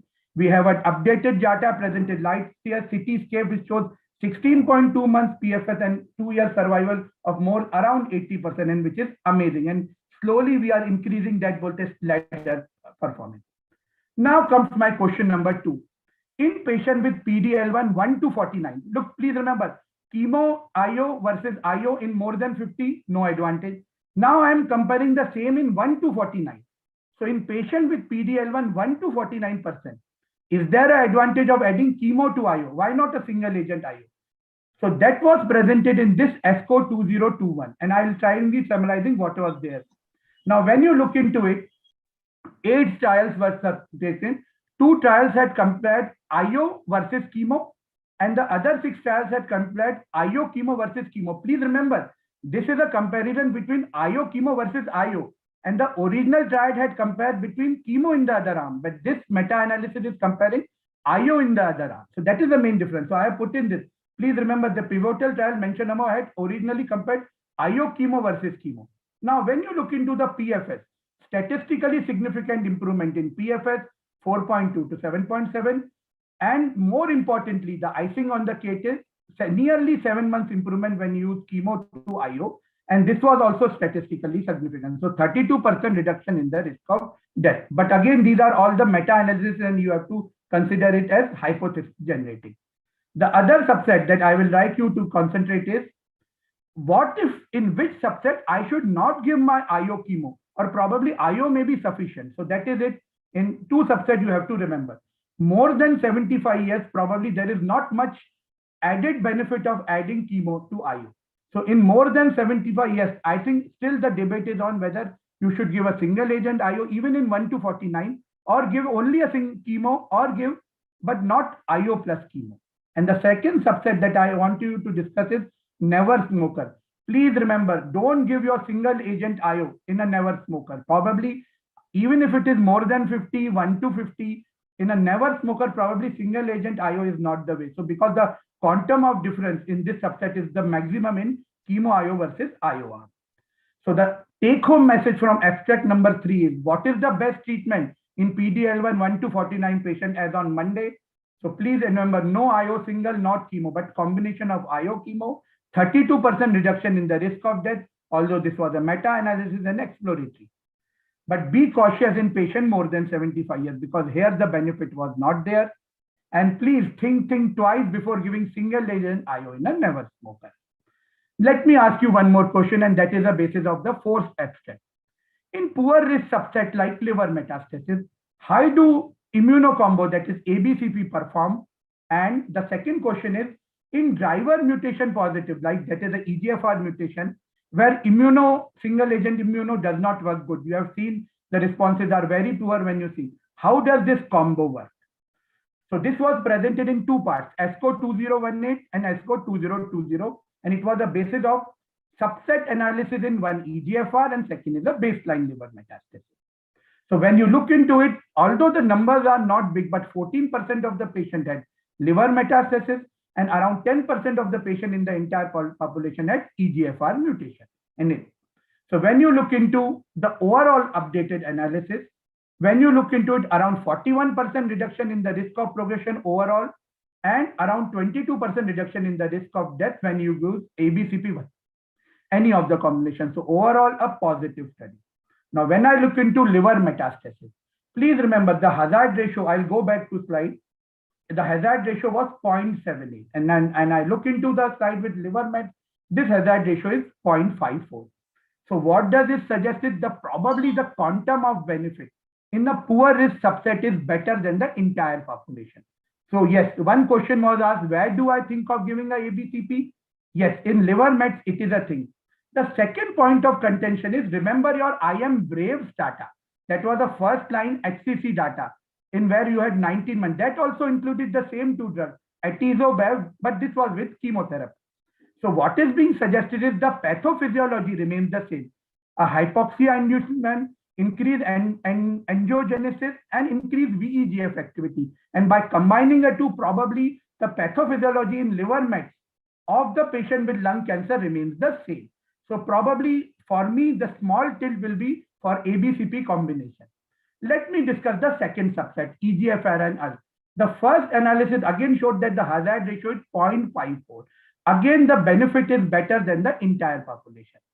Now, when you look into the updated analysis which was presented, this quantum of benefit again continues to remain very impressive with the hazard ratio of 0.60 with an absolute survival of close to 2.5 years.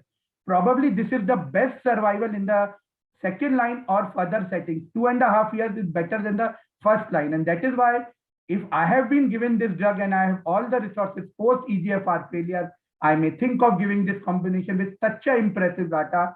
We know that BEV works very well in EGFR subset along with TKI. You have remember your NEJ studies 009 and 026. Now let me do a cross-trial comparison. We have only two data of patients with liver mets. This is ABCP and this is I have taken out from Keynote 189. Now compare the two.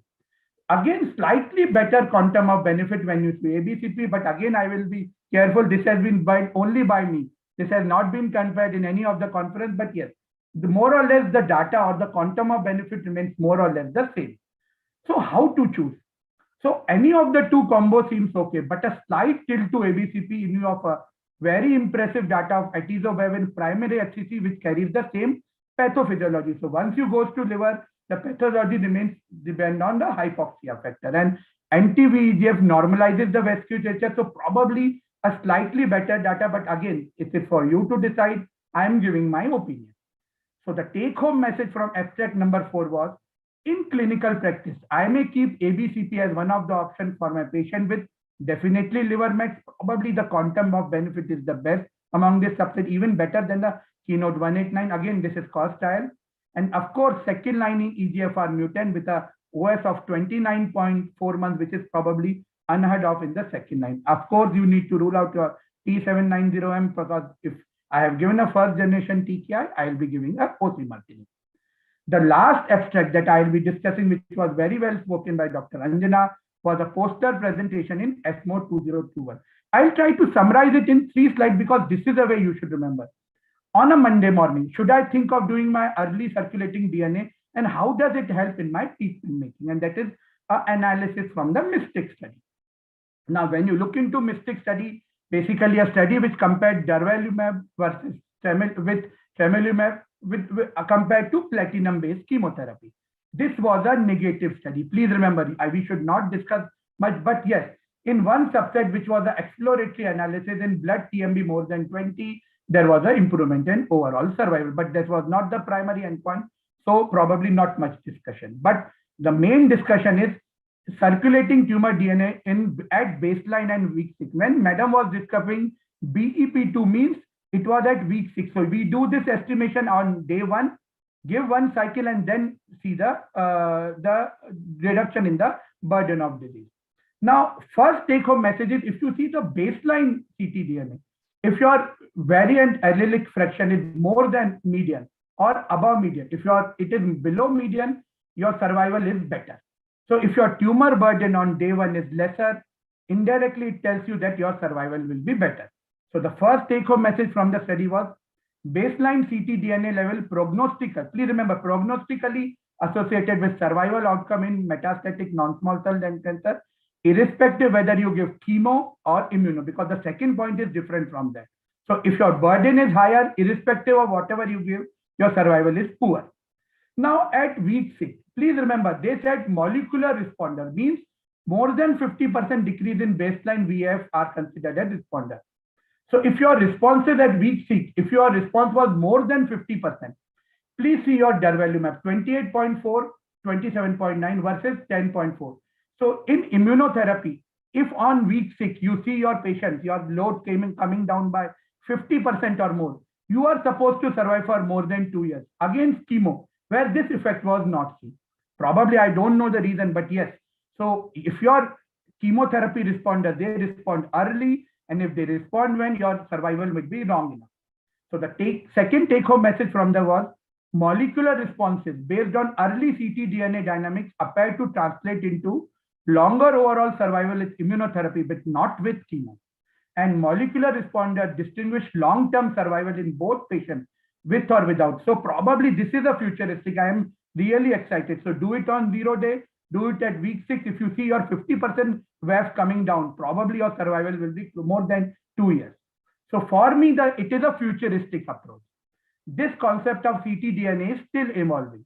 The best application, according to me, that was spoken one line by Dr. Anjana.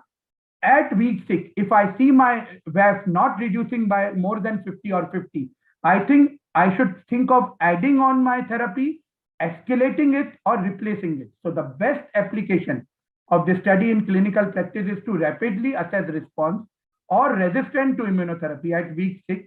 So probably the treatment can be modified. You can escalate it, you can intensify it, your treatment accordingly. So that was all from it. I thank you all. At the end of the day, all these things have meant to improve your 3 goals: your quality of life, your progression-free survival, and the what we say holy grail is the overall survival. I thank you all for a patient here. Thank you very much, Dr. Bharat, for that excellent. It is always a pleasure listening to you. The way you streamline things, bringing out what is relevant and what is not. So I think we all agree that in patients with PD-1 more than 50, I think IO alone, unless it's a non-smoker, should be the way to go. And in patients with PD-1 1 to 49%, I think IO chemo combination is the way to go, unless you have an elderly patient whom we don't think would tolerate the combo. And the flip side is that if it's a non-smoker, again, do not give IO alone. So I think these are the take-home points that certainly I have got from this, and this is certainly what I'm going to incorporate in my clinic come Monday. But thank you very much for that excellent and lucid summary of the update of the abstracts. Thank you. Thank you. Pleasure. So we'll move on to the next session, which is going to be an excellent debate. This debate is going to be moderated by Dr. Govind Babu. So Professor Govind Babu is obviously, we all know Professor Govind Babu. He doesn't need an introduction. Dr. Govind Babu, are you there? Yes, Vijay, thank you. Yeah, thank you. So I'll let you introduce the speakers and take it on from here. Yeah, so I think this is going to be an interesting debate. Debates are always good. It brings out the best part and the worst part. So it leaves the audience to really try and decide what you need to do, because most of the studies don't talk about the negative parts very lucidly. So I think this is a great debate, and we're going to have this first one of IO and first line in PDL1 negative advanced non-small cell lung cancer. And this is going to be by Dr. Aditya Murali. Murali, over to you. Thanks, Professor GB, and I would be debating for the topic use of immuno-oncology molecules in the first-line management of PD-L1 negative advanced non-small cell lung cancer. So why are we still debating this? The answer is a vehement yes. I am going to use IO molecules. I have been using this for the last couple of years, and I am going to use this today and as Dr. Bharat said, on Monday morning in my clinic as well. A short disclaimer before we go forward. This is an academic debate. I know my learned colleague also works with one of the biggest hospitals in Kanpur, and I'm sure logistics and affordability won't be such a big issue for his patients. So I'm not certain we should be debating logistics or affordability. So I would like to stick to the science behind my current claim. So what are the two molecules that we use in first-line management of advanced non-small cell lung cancer? First is atezolizumab, which is a PD-L1 antagonist, and then we have pembrolizumab, which is a PD-1 blocker.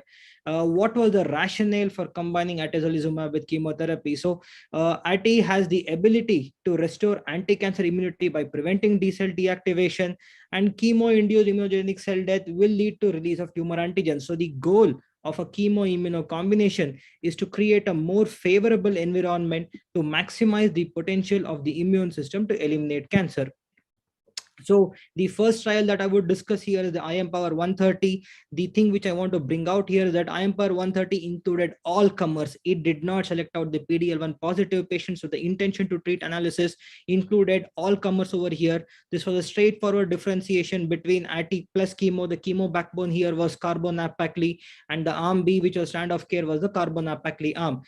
Maintenance was allowed with pemetrexed in the chemo arm and with ATI in the experimental arm over here. The trial was designed in such a manner that the co-primary endpoint was investigator-assessed PFS and overall survival. So another thing that my own teachers have been telling me from the time of training is that in a metastatic setting, any trial which chooses overall survival as an endpoint, the investigators have to be very, very confident that this would do well.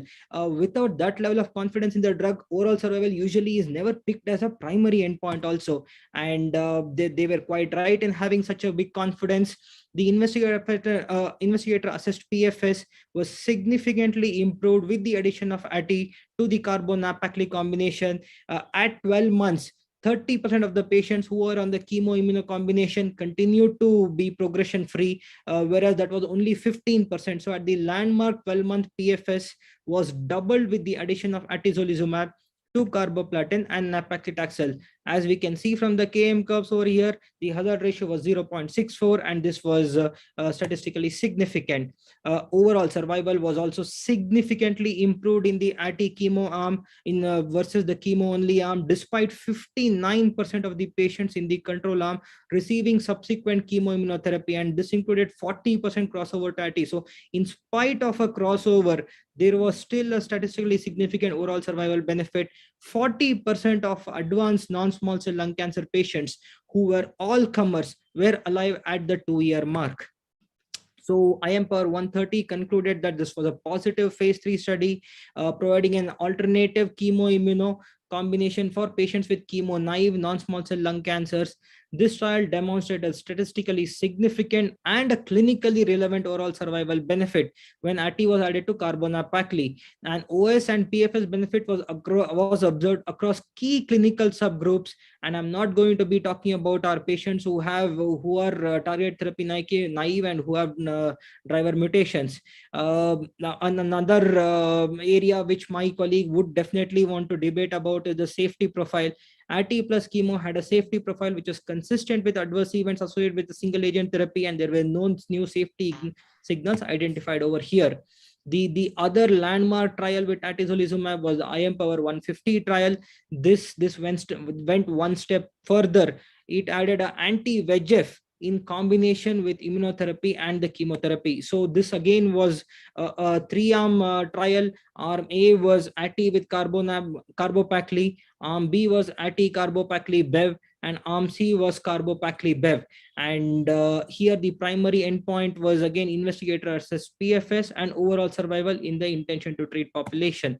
Maintenance was allowed depending upon what arm the trial patient was on. There was a significant overall survival benefit with the addition of atezolizumab to the carbopacli bev versus just the carbopacli bev arm. So if we want to debate and say that the benefit in non-small cell lung cancer has come because of the anti-VEGF and not because of the IO molecule, we can clearly see when we try and compare the arm B and arm C. In spite of adding IO to the anti-VEGF and the chemo arm, there was a statistically significant overall survival benefit. At 24 months, 43% of the patients were alive in the arm B, which was a experimental arm, as compared to arm C. The hazard was 0.8, and it was statistically significant. So the improvement in median survival was 4.5 months, and considering that we are dealing with stage 4 non-small cell lung cancer, this was definitely clinically meaningful for all of our patients. Another point which my learned colleague would want to debate about is that these trials could have been skewed by including all comers, and they did not separate out the PD-L1 positive and the PD-L1 negative patients. So this slide shows that even in the set of patients who are PD-L1 negative, which means that their TC score was 0 and their IC score was 0, the overall response rates for a patient who went on the chemo plus anti-VEGF plus IO arm was 51%, as compared to only 36% for patients who received just the carbopacli bev arm. The median duration of response was 8.2 months when the patient received ATI bev carbopacli, as compared to 5.5 months when patient just received the carbopacli bev. So the overall survival in this trial was observed across all PD-L1 subgroups, including the PD-L1 negative subgroup. And here the overall survival benefit was another added 3 months. So the OSO in the PD-L1 negative subgroup was a 3 extra months at about 17.1 months. So this trial summarized that this trial met both its co-primary endpoints, and it was the first and only chemo plus anti-HF plus IO trial, which demonstrated a statistically significant and a clinically meaningful improvement in PFS and OS in all comers, first line non-squamous metastatic non-small cell lung cancer. Again, there would be questions about how a 4-drug regimen would be tolerated by many of our patients. So this trial also concluded that atezolizumab in combination with chemo, with or without Bev, appeared to be well tolerated, and its safety profile is consistent with known risk factors. If our weapon of choice is going to be pembrolizumab, and this was the earliest IO with a wealth of data, here is the exact question that we were debating, and this was presented at the World Lung Cancer Congress in Spain 2019. This was a pooled analysis of the Keynote 21, Keynote 189, and Keynote 407 trials, and this looked at pembro plus chemo for advanced non-small cell lung cancer patients without PD-L1 expression. So Keynote 021 was a phase 2 trial, Keynote 189 and Keynote 407 were phase 3 trials, and both of these had pembro at a dose of 200 milligrams plus pem-carbo or pem-cis versus placebo plus pem-platinum as the comparator arm. In the Keynote 407, the chemo backbone was changed from PEM to a paclitaxel or a nab-paclitaxel along with carboplatin as the other chemo molecule. So if we looked at the pooled analysis of the patient population, nearly 500 patients, so it's not a small number, it's not a 2-digit number, nearly 428 patients were included in this who had a PD-L1 TPS score of less than 1%. This is exactly the question that we are debating.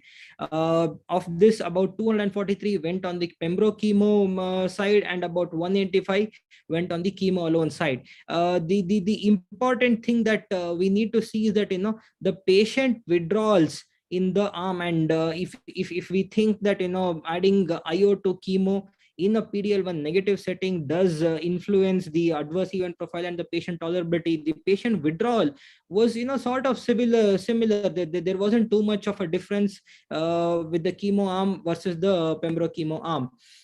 When we look at the baseline characteristics, we know that of the pooled analysis, about 40% of the patients had a squamous histology also. So it does not mean that you can just specifically say that yes, IO chemo works only for the adeno and it does not work for squamous. So if patients had a squamous histology, then definitely they also could potentially go on the IO chemo combination. Liver mets was again something which was very interesting. We always want to try and get a quicker response for patients who have liver metastasis, and we were trying to see if IO makes a difference when we add it to chemo in this particular setting. So I think this overall survival, this slide should have been the theme for all of my other slides. We can see that the Kaplan-Meier curves separate quite early, and they separated for a fairly long time. The median overall survival in patients who had a TPS score of less than 1% was 19 months in the pembrolizumab with chemotherapy arm, as compared to chemotherapy alone arm, which had a overall survival of only 11 months. So 11 months versus a year and a half, less than a year versus a year and a half. What would you want to counsel your patient when we go back to the clinic on Monday morning? So across various subgroups, the pembro chemo arm did better than the chemo alone arm in patients who didn't have a PD-L1 positive expression. When we look at the progression-free survival, again, there was a statistically significant improvement in the median PFS when patients went on the pembro chemo arm versus the chemotherapy alone arm. Here again, the hazards were a very significant 0.67. When we look at the overall the objective response rates, and more importantly the median time to response, not too much of difference between the pembro chemo versus the chemo alone arm. The median duration of response was better as expected in the pembro chemo arm. Very significantly, if we look at the Kaplan-Meier estimate of response duration of more than 12 months, 42% had a response duration of more than 12 months in the pembro chemo arm, as compared to only about 35% in the chemo alone arm. Again, the estimated difference here was about 18%, which is very significant. So this pooled analysis concluded that in patients with a previously untreated advanced non-small cell lung cancer without PD-L1 expression, pembrolizumab plus chemotherapy provided clinically meaningful improvement in overall survival. Hazards of 0.56 and 0.67 cannot just be dismissed by saying not a good biomarker over here. OS benefit was observed in all patient subgroups. Pembrolizumab plus chemotherapy had a manageable safety profile, albeit with increased immune-mediated toxicity. Pembro plus chemo is the standard of care first-line therapy for patients with advanced squamous or non-squamous non-small cell lung cancers in patients without a PD-L1 expression. This is a category 1 recommendation from NCCN 2022. In patients who do not have a PD-L1 expression with advanced NSCLC, the preferred would be Pembro Carbo Pem as a category 1 recommendation. Pembro Cis Pem is also category 1. If we like to use ATI, then ATI Carbo Pacli Bev is a category 1 recommendation over here as well. So to conclude everything, there is phase 3 data with the overall survival benefit. There is NCCN recommendation, there is USFDA recommendation, and although we like to, as clinicians, we like to make our own, come to our own conclusions, there is an overwhelming body of fairly experienced clinicians who have recommended in the PD-L1 negative non-small cell lung cancer without a driver mutation, immunotherapy with chemotherapy as a standard of care, and in Perry Mason's absolutely immortal verse, therefore, Your Honor, Dr. GB, sir, I rest my case. Thank you, Dr. Aditya Murali, for we'll ask Dr. Vikas now to counter what you have said. So, Dr. Vikas, stage is yours.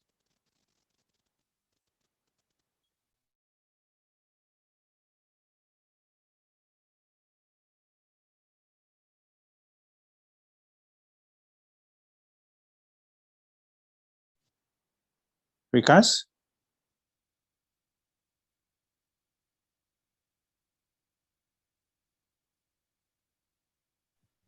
Pooja, is Dr. Vikas around? Am I audible? Yes, sir. Yes. Can the slides be shared from the backend team? I didn't want this to be a walkover. No, it won't be. Dr. Vikas never allows one. He's more than a worthy competitor. Good. So that's why I said that he put up a disclaimer in upfront that immunotherapy, we shouldn't be discussing cost. And believe me, none of my slides contains the cost, but at the end of the day, it's always the cost that comes to the mind. And still we will be debating academic grounds as why I wouldn't use immunotherapies first line in PD-L1 negative advanced non-small cell lung cancer. Let's stick to the topic and let's stick to the academic discussion for him, and we'll be defending our case. And at the end of the day, I believe 99% of Aditya's patient and 99% of my patients won't be going for the IOs in the first line in PD-L1 negative patients and CLC. So next slide, please. 2021 he has categorically said that yes, we have seen a lot of paradigm shift, and that's why it is very, very, very, very important that we underline an important fact that the therapy should be a targeted therapy rather than a non-targeted therapy. The PD-L1 has stood a test of time in numerous trials as a very important biomarker, and that's why when it is negative, we should respect it, we should obey it, and we should follow it very sincerely. We should be looking for other biomarkers like the EGFR, the rare mutations, the ALK, the ROS, the BRAF V600, the NTRK, the RET, the MET, the HER2/neu. Next slide, please. And so on and so forth. You can see there is whole gamut of mutations, be the NTRK, be the HER2/neu, be the EGFR exon 20. And these all are mutations found in the PD-L1 negative subgroup. So again, we have 50% of our patients with advanced non-small cell lung cancer who have an FDA approved agent or are on a clinical trial where we can hit other than the immunotherapies for them. Next slide, please. All of you know that the PD-L1 therapy benefits only in minority of the cancer patients. Majority of our cancer patients don't benefit for the minority of the PD-L1 therapy. Next slide, please. And it has stood a various time that PD-L1 has shown its results. Next slide, please. There are surrogate markers for it, but yes, PD-L1 is there. And when we look at the benefit of it, we can see that's only a subset of patients. The 5-year OS is in terms of a single figure when we look at the advanced non-small cell lung cancers treated with pembrolizumab in a PD-L1 negative subgroup. So no benefit of adding therapy in where the driver mutation is negative. Next slide, please. Also, the pembro was specific whenever the tumor mutation burden is less than 175, no benefit. Next slide, please. I would be rushing through my slides a lot fast, so please keep on patching it up. The Checkmate 227 trial where the 3-year update was there. In fact, when you add IO plus the chemo, it is rather derogatory to add it, especially PD-L1 negative subgroup.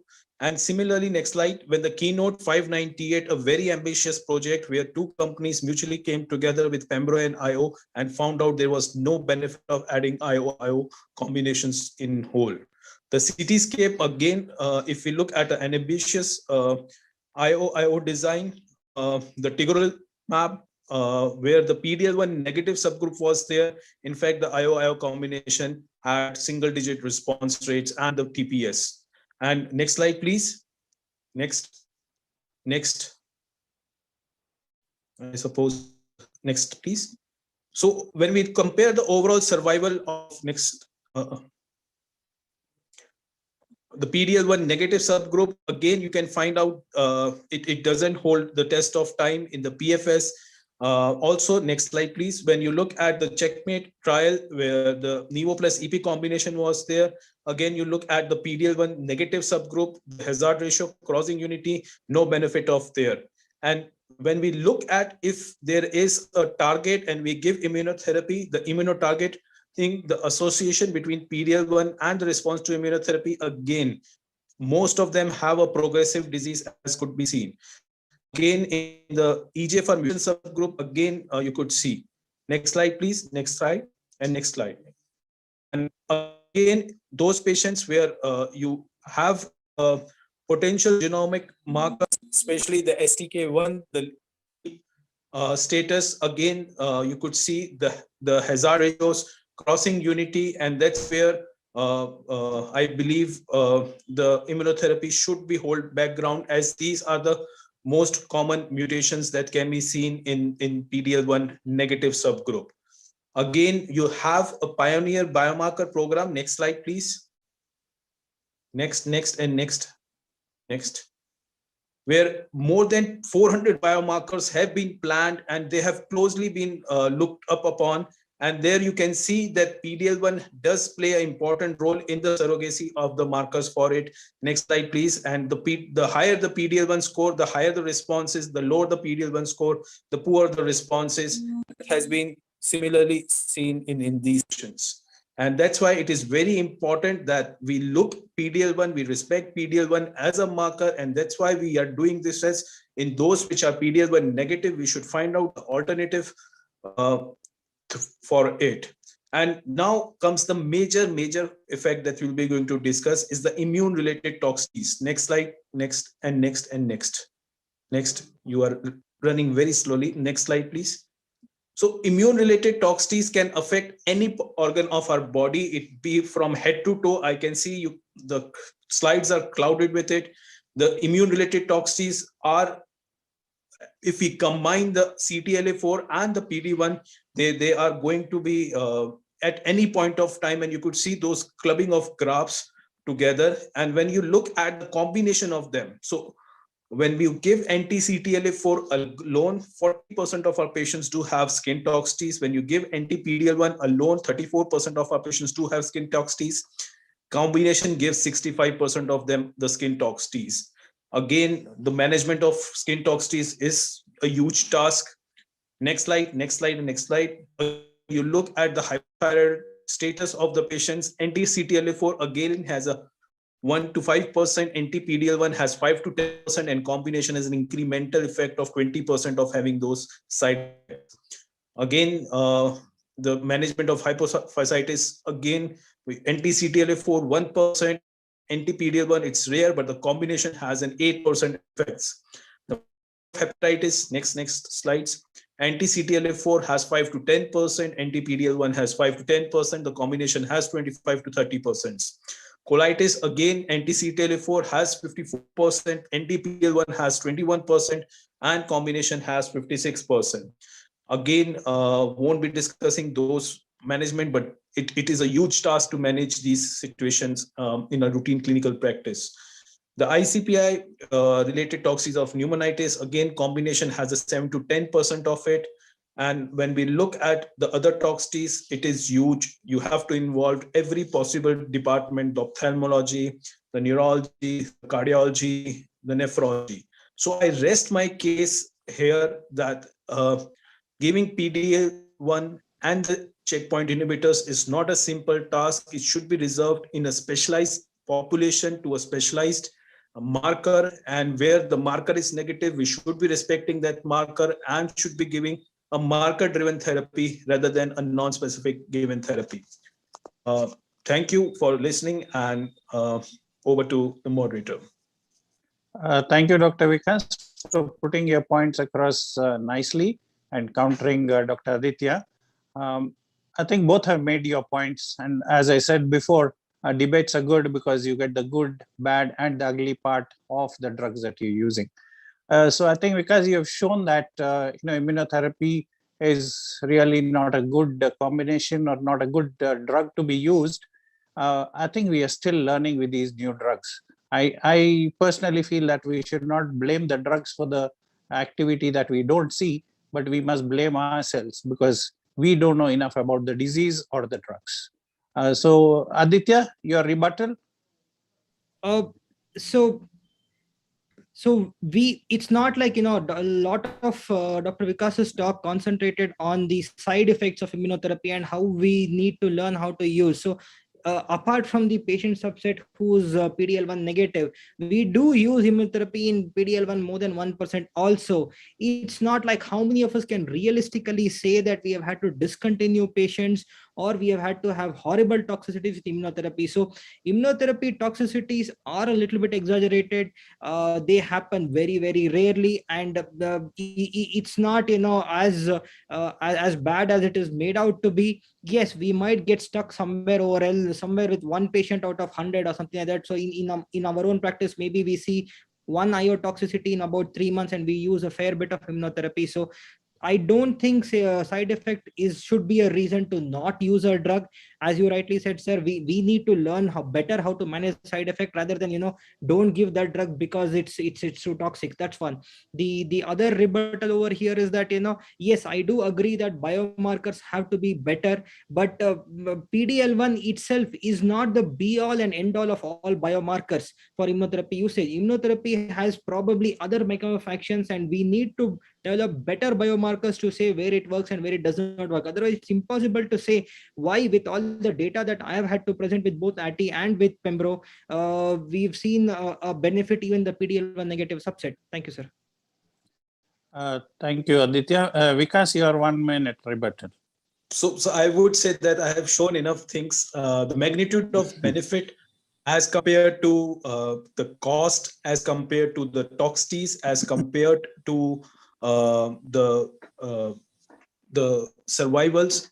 It is important that we take this judgment that when it is not benefiting a major portion of our patients, we should be carefully selecting the medicines we have, because we know it is a long battle that we have to fight, and we have to be judicious in terms of the endpoints we select for our treatment. Yeah, thank you, Vikas. I think we are still learning with the biomarkers. When PD-L1 came, we thought that was the best biomarker we had for using IO.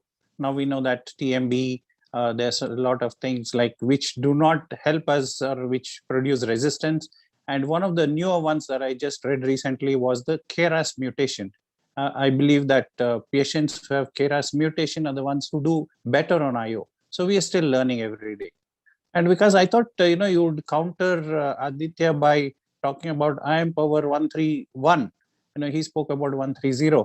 So that was another one where chemotherapy with atezolizumab did not show benefit. They used the conventional paclitaxel, whereas what Aditya spoke was nab-paclitaxel.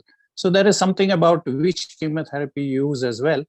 So I think both of you have made interesting points. And as both of you have said, there are a lot of things that we need to learn. So we are learning every day. And Vijay, thank you for getting us into this and making us learn every day, including Saturday evening. Thank you, Vijay. Over to you. Thank you, Dr. Govind. Thank you for moderating this session. I mean, it was a good debate, and I think it's a very, very good clinical conundrum that we face in the clinic on a day-to-day basis. That's right. Absolutely. Because patients tell us, Dr. PD-1 is 0, so why are you still Yeah. therapy? And I think it's good to look at the data, critique the data, and then Absolutely. be convinced of ourselves that it should be. That's true, Vijay. Yeah, that's what I love about debates. Thank you very much for moderating, Dr. Govind. Thank you. Thank you very much. Bye. Bye. So we'll move on to the next session. Dr. Aditya, do you want to take this over? Yeah, it's my distinct pleasure and honor to invite Dr. Amit Ratan, one of the senior most medical oncologists in Bangalore and head of department at Manipal Hospital. Over to you, Dr. Amit. Thank you, Dr. Aditya. Thank you for having me. Good evening, everyone. Yes. So my job here is to talk about the role of dual IO therapy in treatment of first-line metastatic non-small cell lung cancer. And I thank BMS also for giving me this opportunity.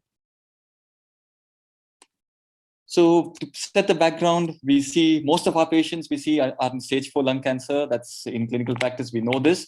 And the 5-year survival is quite dismal. It's about 5%. We do need therapies which will give us better responses, deeper responses, and longer survivals. And that's the reason why immunotherapy has become so interesting. Now, we have seen two IO or two dual therapies of immunotherapy, two data sets, and we'll discuss them quickly today. So we have the Checkmate 227, and then we have the Checkmate 9LA.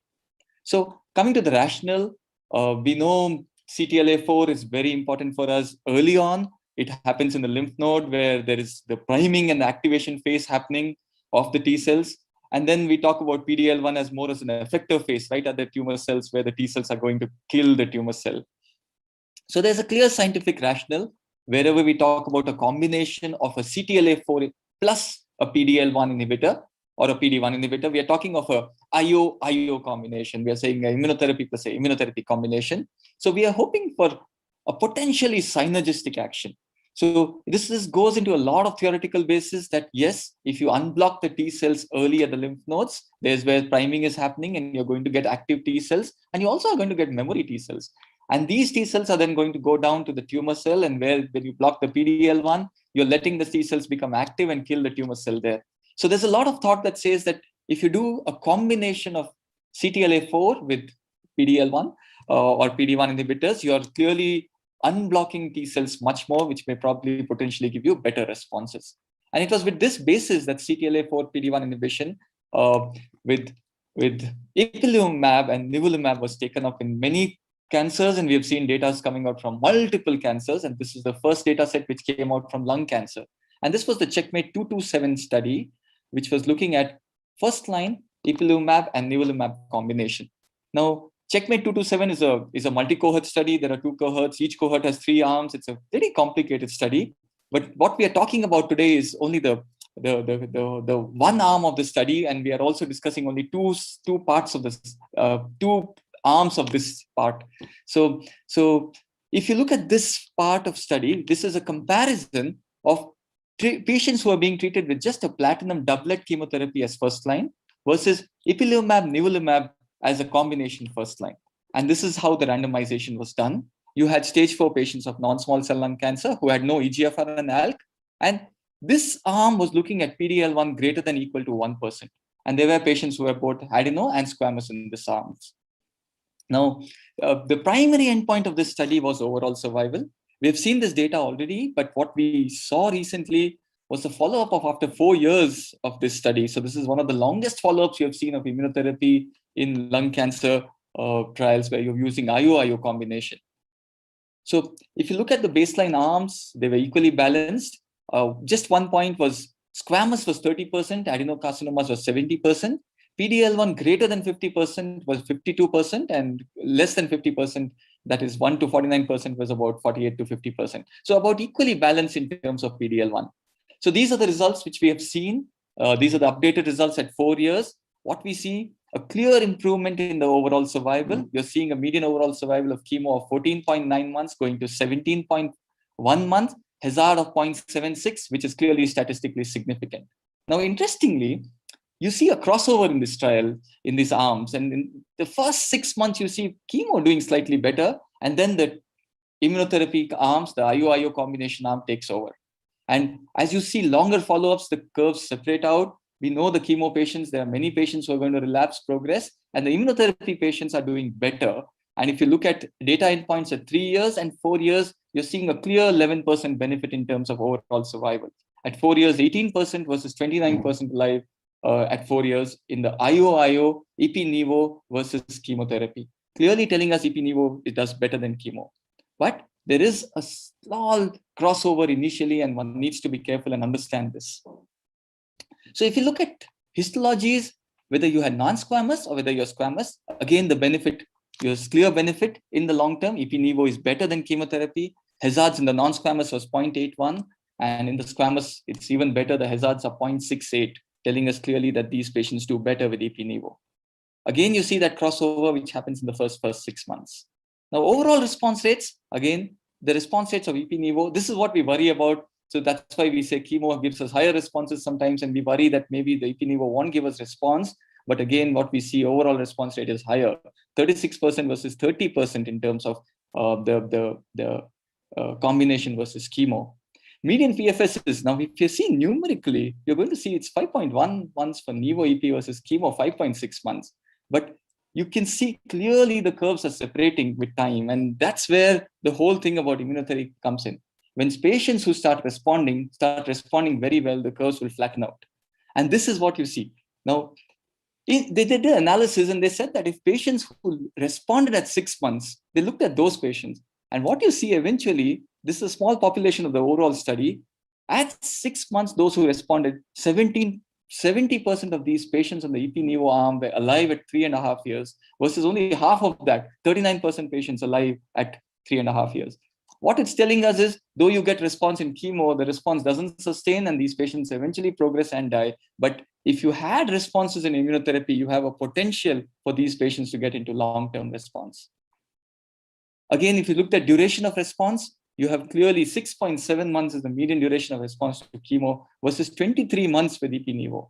Again, you see that clear difference at 4 years, 7% versus 34% patients continuing to respond with Ipi-Nivo versus chemo.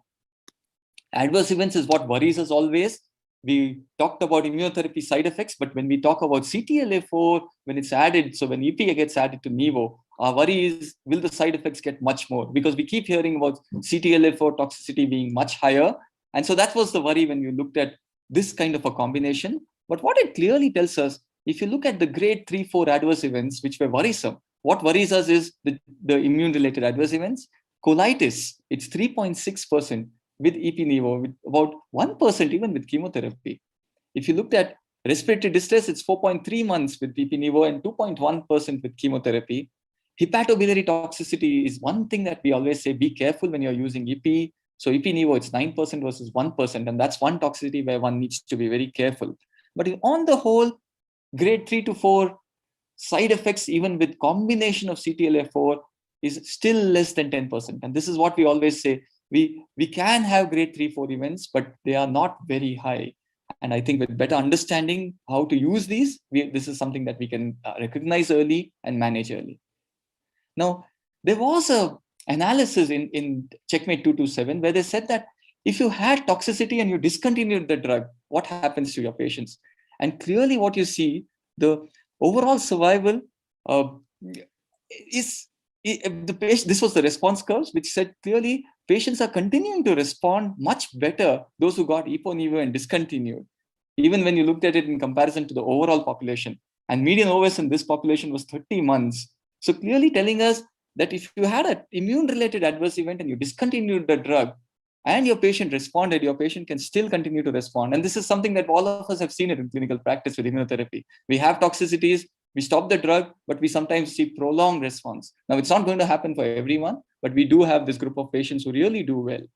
So this was a summary of the Checkmate 227 data set. At 4 years, it continues to demonstrate longer benefit with Ipi-Nivo versus chemo in the PD-L1 greater than 1%, clear difference about 11% at 4 years. Now, discontinuation was not a major worry, though there was discontinuation, but patients continued to show response.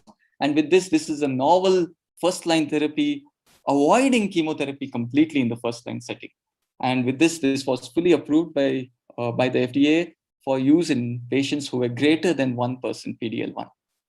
Now, moving on to the second data set, this is again a very interesting trial and a very good data to really discuss. This is using EP-Nivo, but adding 2 cycles of chemotherapy as first-line therapy, and this was the Checkmate 9LA data set, and here's the 2-year update.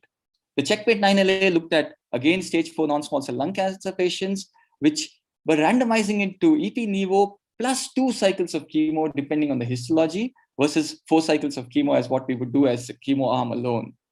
Now, the whole rationale was, initially we saw in 227, there are patients who progress in chemo alone, on EP-Nivo alone. So can we salvage those patients? Because you know chemo can work for some patients. And that's why just 2 cycles of chemo, increase your responses, and then continue your EP-Nivo. A very, very novel way of thinking about in this trial. Again, this trial included PD-L1 negative population also. So you see 40% of patients are PD-L1 negative, and the remaining are PD-L1 positive. Again, 30% were squamous and 70% were non-squamous. So these are the results. And here you see clearly the curves separate early and they stay separated. The EP-Nivo chemo, median overall survival, 15.8 months versus 11 months with chemotherapy, hazards of 0.72. And here is what's important. You're not seeing that crossover which you saw in the EP-Nivo arms alone. So clearly you're salvaging those patients. Chemo is adding value there, and then you're getting a benefit which is sustaining. Now, what happens to the PD-L1 less than 1%? We heard this debate, a very interesting and a good debate. But in this trial, what we saw in the PD-L1 less than 1%, again, there's a clear difference. EP-Nivo chemo is doing better than chemo. 9.8 months versus 17.7 months, a very significant hazard of 0.67, a very clear separation, early separation curves, and they remain separated. What happens in patients who have PD-L1 positive, and whether it's positive 1% or more than 50%. And again, in both sides, the hazards are 0.7 and 0.67 in more than 50%. Again, EP-Nivo chemo doing clearly better, no crossovers at all. Clearly, the patients are doing better than chemotherapy alone.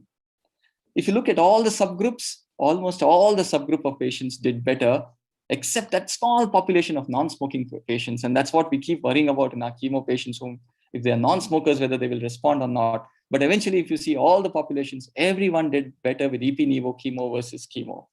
Duration of response, again, is very significantly better with EP-Nivo versus chemo. Side effects and toxicity, this was again studied, looking at it.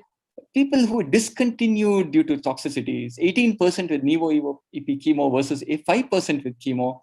Again, serious adverse events, 26%, grade 3-4 versus 15%, slightly higher as expected.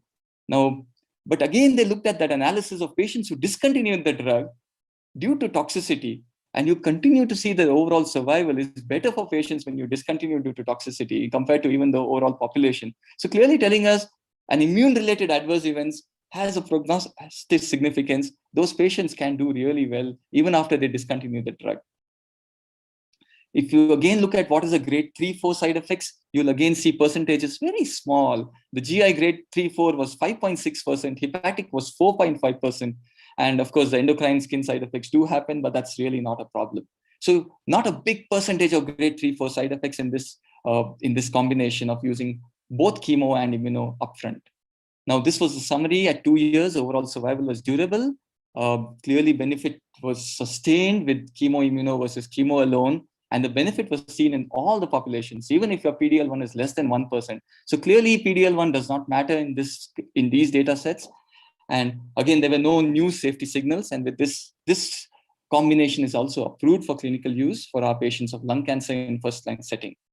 A quick word about this. This is my last slide. Dosing is different when we talk about lung cancer. Here, EP is used at 1 mg per kg every 6 weeks, and it is given continuously. It is not stopped.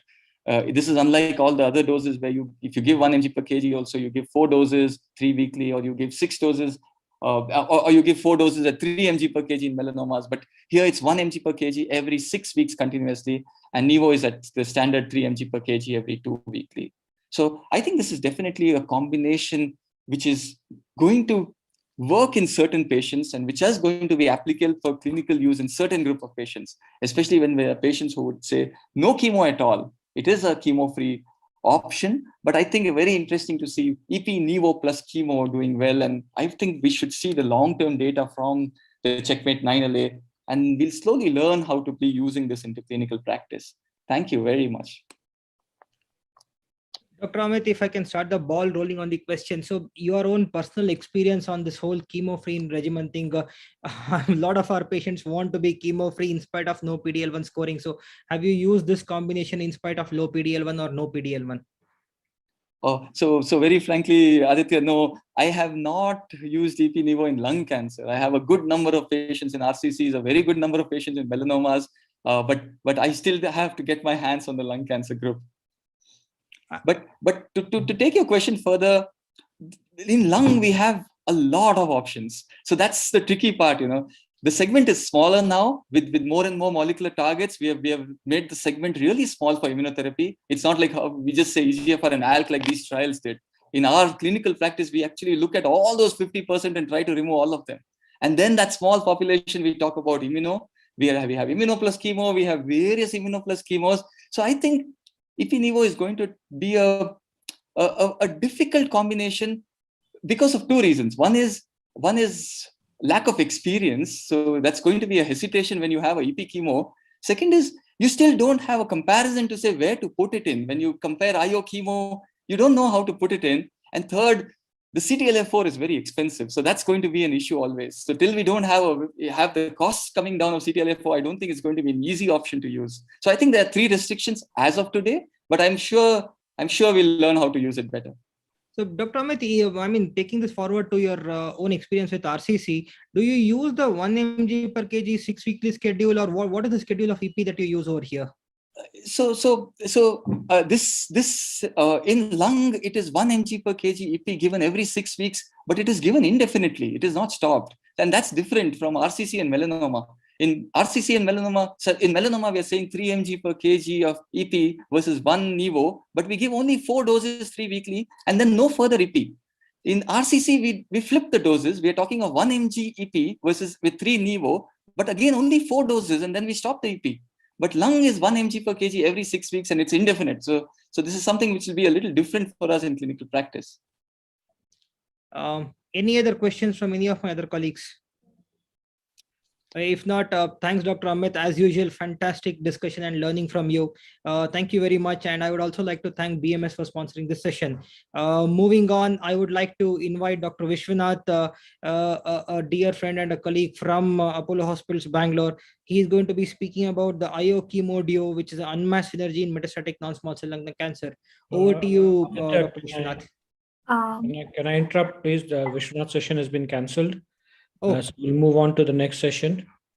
Okay. So Dr. Murali, are you around? Okay, great. So the next session would be a pharma sponsored session by AstraZeneca. This would be on the evolving role of immunotherapy in extensive stage small cell lung cancer. We have Dr. Murali Subramaniam, who's a consultant medical oncologist at HCG Hospitals in Bangalore, talking about this. Dr. Murali, over to you, please.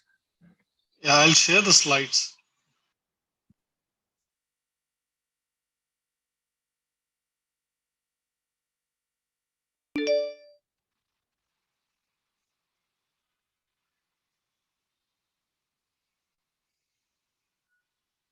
The slides visible? I'm audible?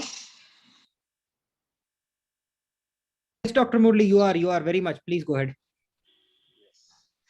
Hey, thanks Aditya, Vijay for having me for this evening session on lung cancer, and I thank AstraZeneca for having me for this.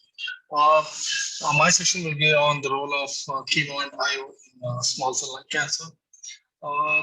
We've heard chemo and IO in non-small cell lung cancers, but it is slowly catching up in small cell lung cancer. As we know, our hands-on experience with small cell lung cancers is not that much because the incidence of small cell lung cancers are very less as compared to the non-small cell. My literature, it's around 15%.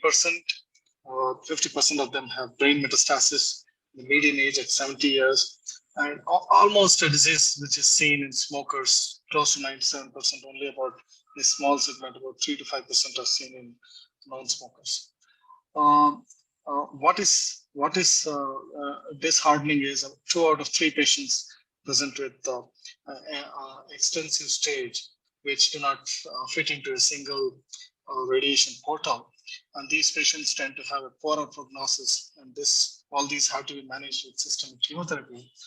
And for more than 3 decades, platinum etoposide has been the standard of care. But the survival rates with platinum etoposide has not been that great. The 3-year survival rate of 5% and 5 years survival rate of 1 to 3%. This is the advances in the treatment of small cell. It has definitely lagged behind the progress as what we see in the non-small cell segment. Carbo-ito became the standard of care in 1999, platinum etoposide 1985. Then topotecan was introduced in 2007. The IOs started getting populated into small cell in 2018 with Nivo. And then subsequently the carbo-ito metazo data. And then now we have the platinum etoposide with Durva data in 2019. Slowly IOs are getting into small cell lung cancers and trying to make inroads to improve the overall outcomes. So this is the entire progress, which is given in a different cartoon, saying that we are from 2020 onwards, we are seeing more IO in small cell lung cancers. This was a typical treatment option for small cell lung extensive stage, 4 to 6 cycles of a platinum etoposide, sensitive or resistant disease, relapse. If it was sensitive, they would go back to a platinum re-challenge. If it is non-sensitive, they go to a non-platinum like an irinotecan or a topotecan based therapy. Now this is slowly changing now with the introduction of IO from 2018 and 19. Now we have 2 drugs which are approved in the front line. That is the focus of today's discussion.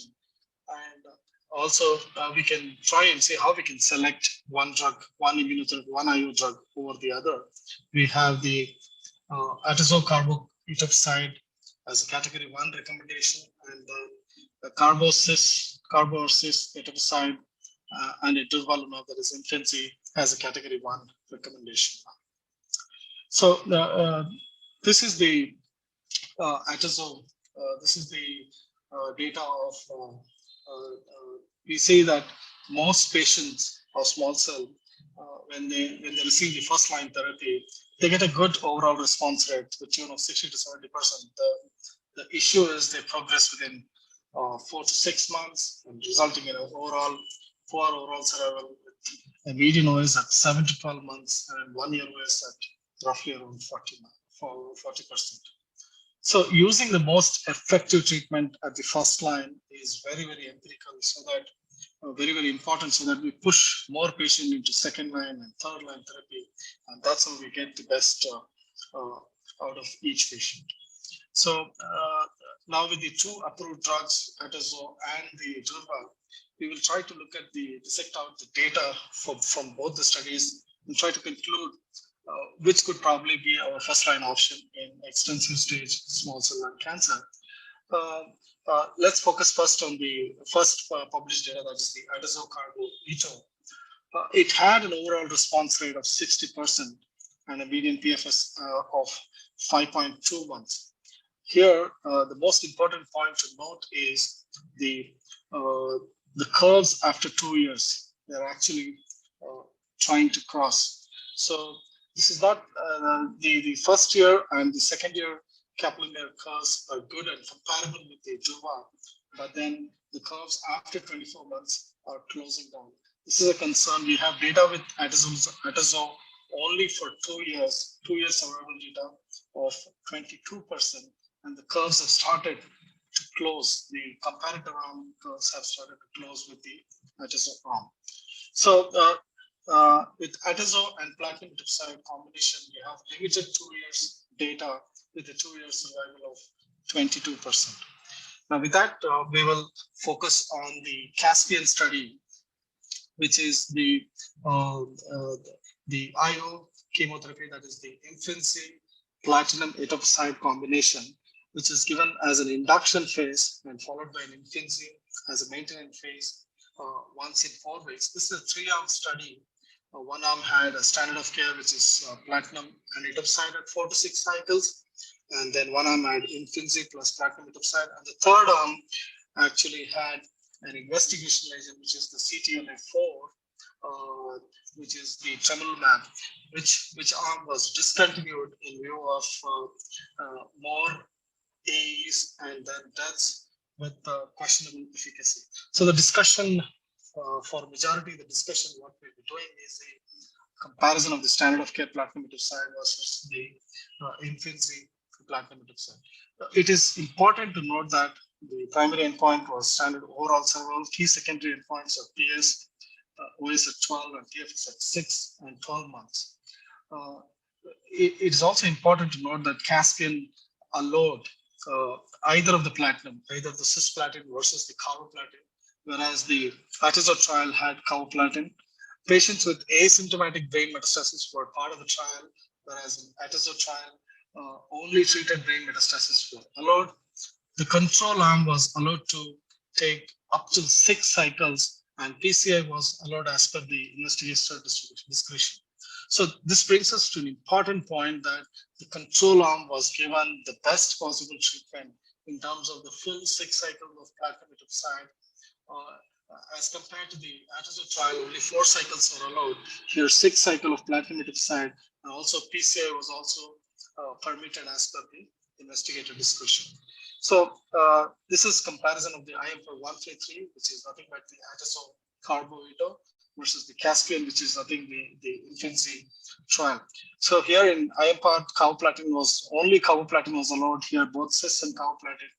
So here, patients with treated brain metastasis, here asymptomatic brain mets were also allowed. Only 4 cycles of EP were allowed here. Here, full 6 cycles of platinum etoposide were allowed in the Caspian study.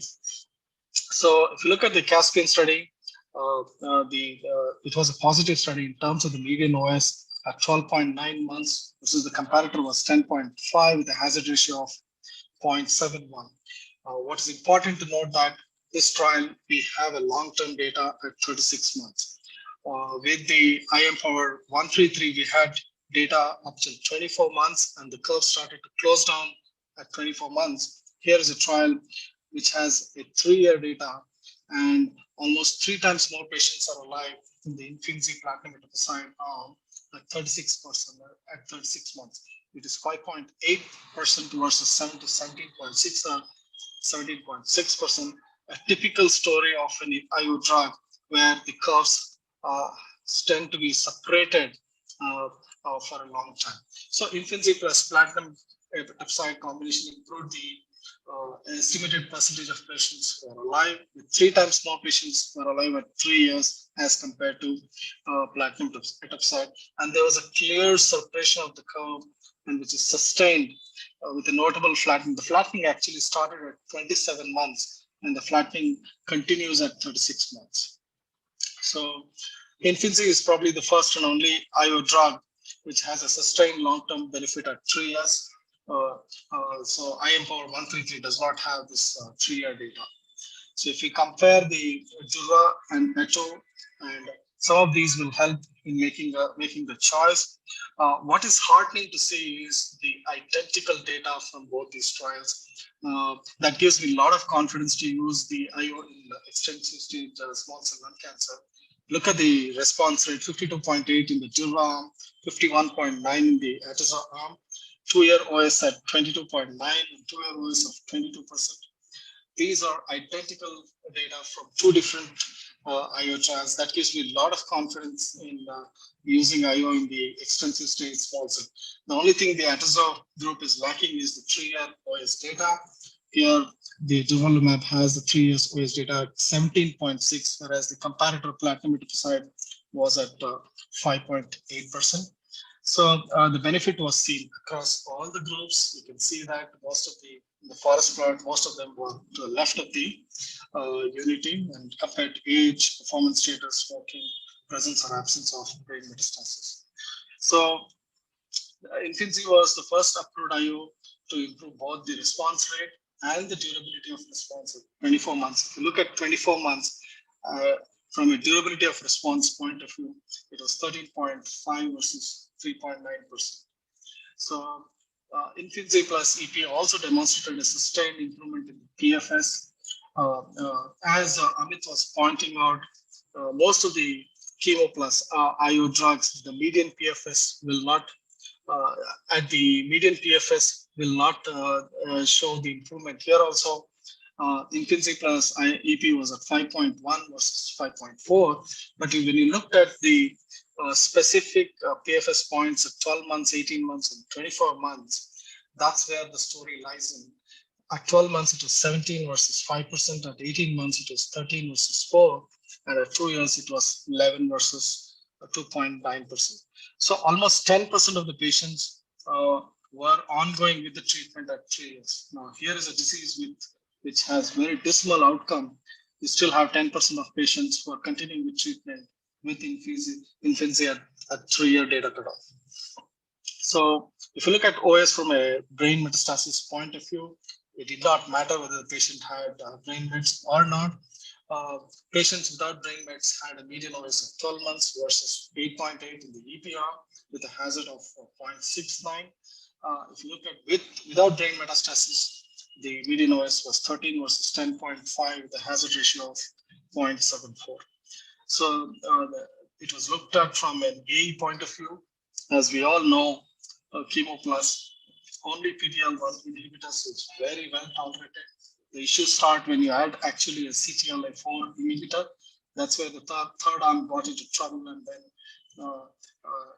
that is not being discussed at this point in time. So the AEs are almost all comparable with the standard, except that immune-related AEs were a little bit higher on the Infinzy EPR.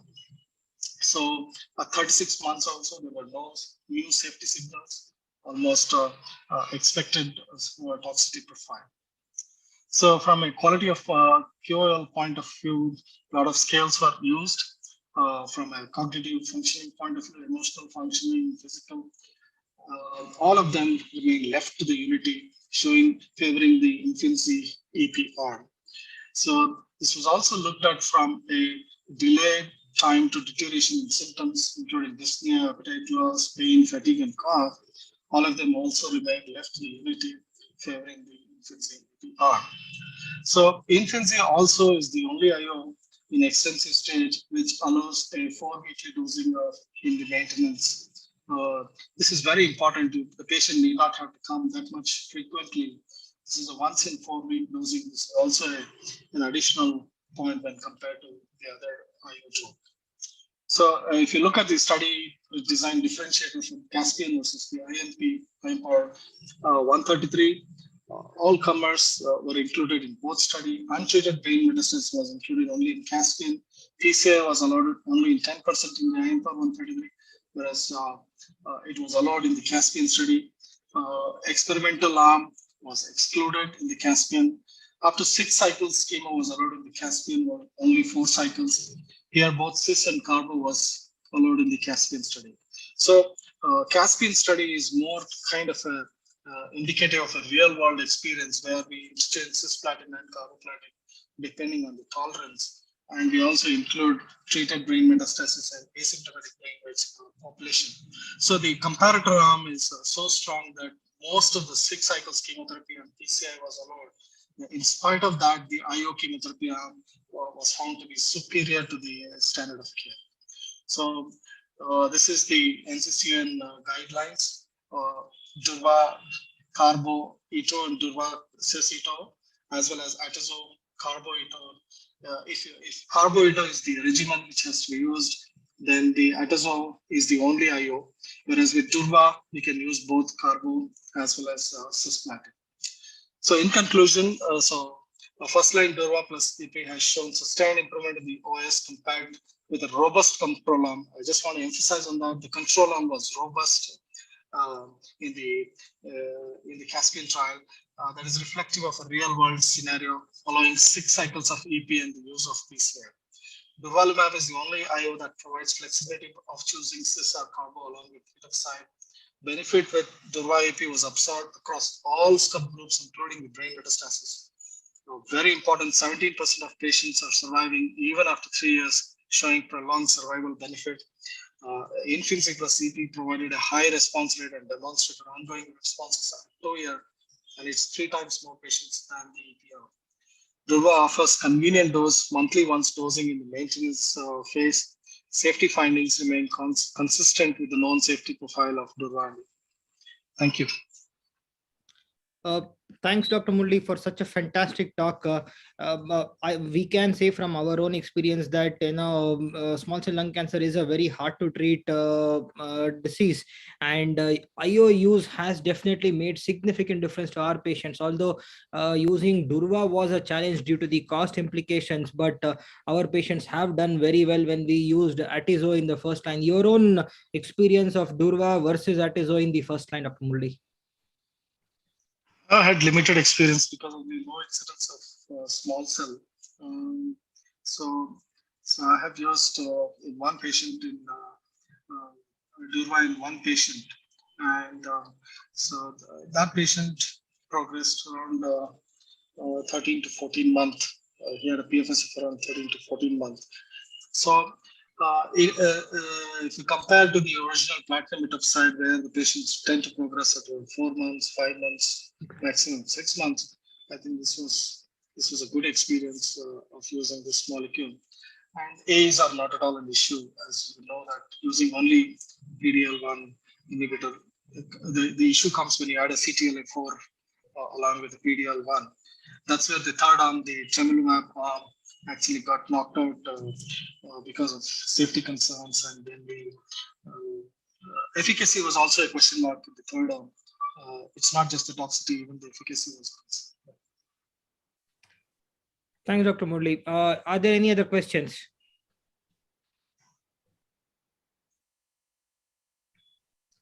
Okay, I think that looks like we have come to the end of our day 2 of the lung cancer update 2022.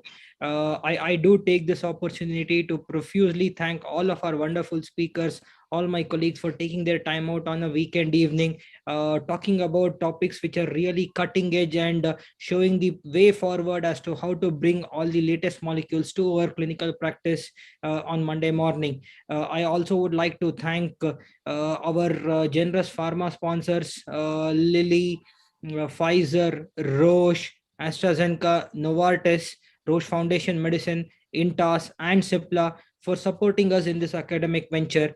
We look forward to your continued support, and hopefully, when we do this event in 2023, we would be talking about early stage lung cancer with the use of targeted and IOs also. Hopefully that is the thought process going forward.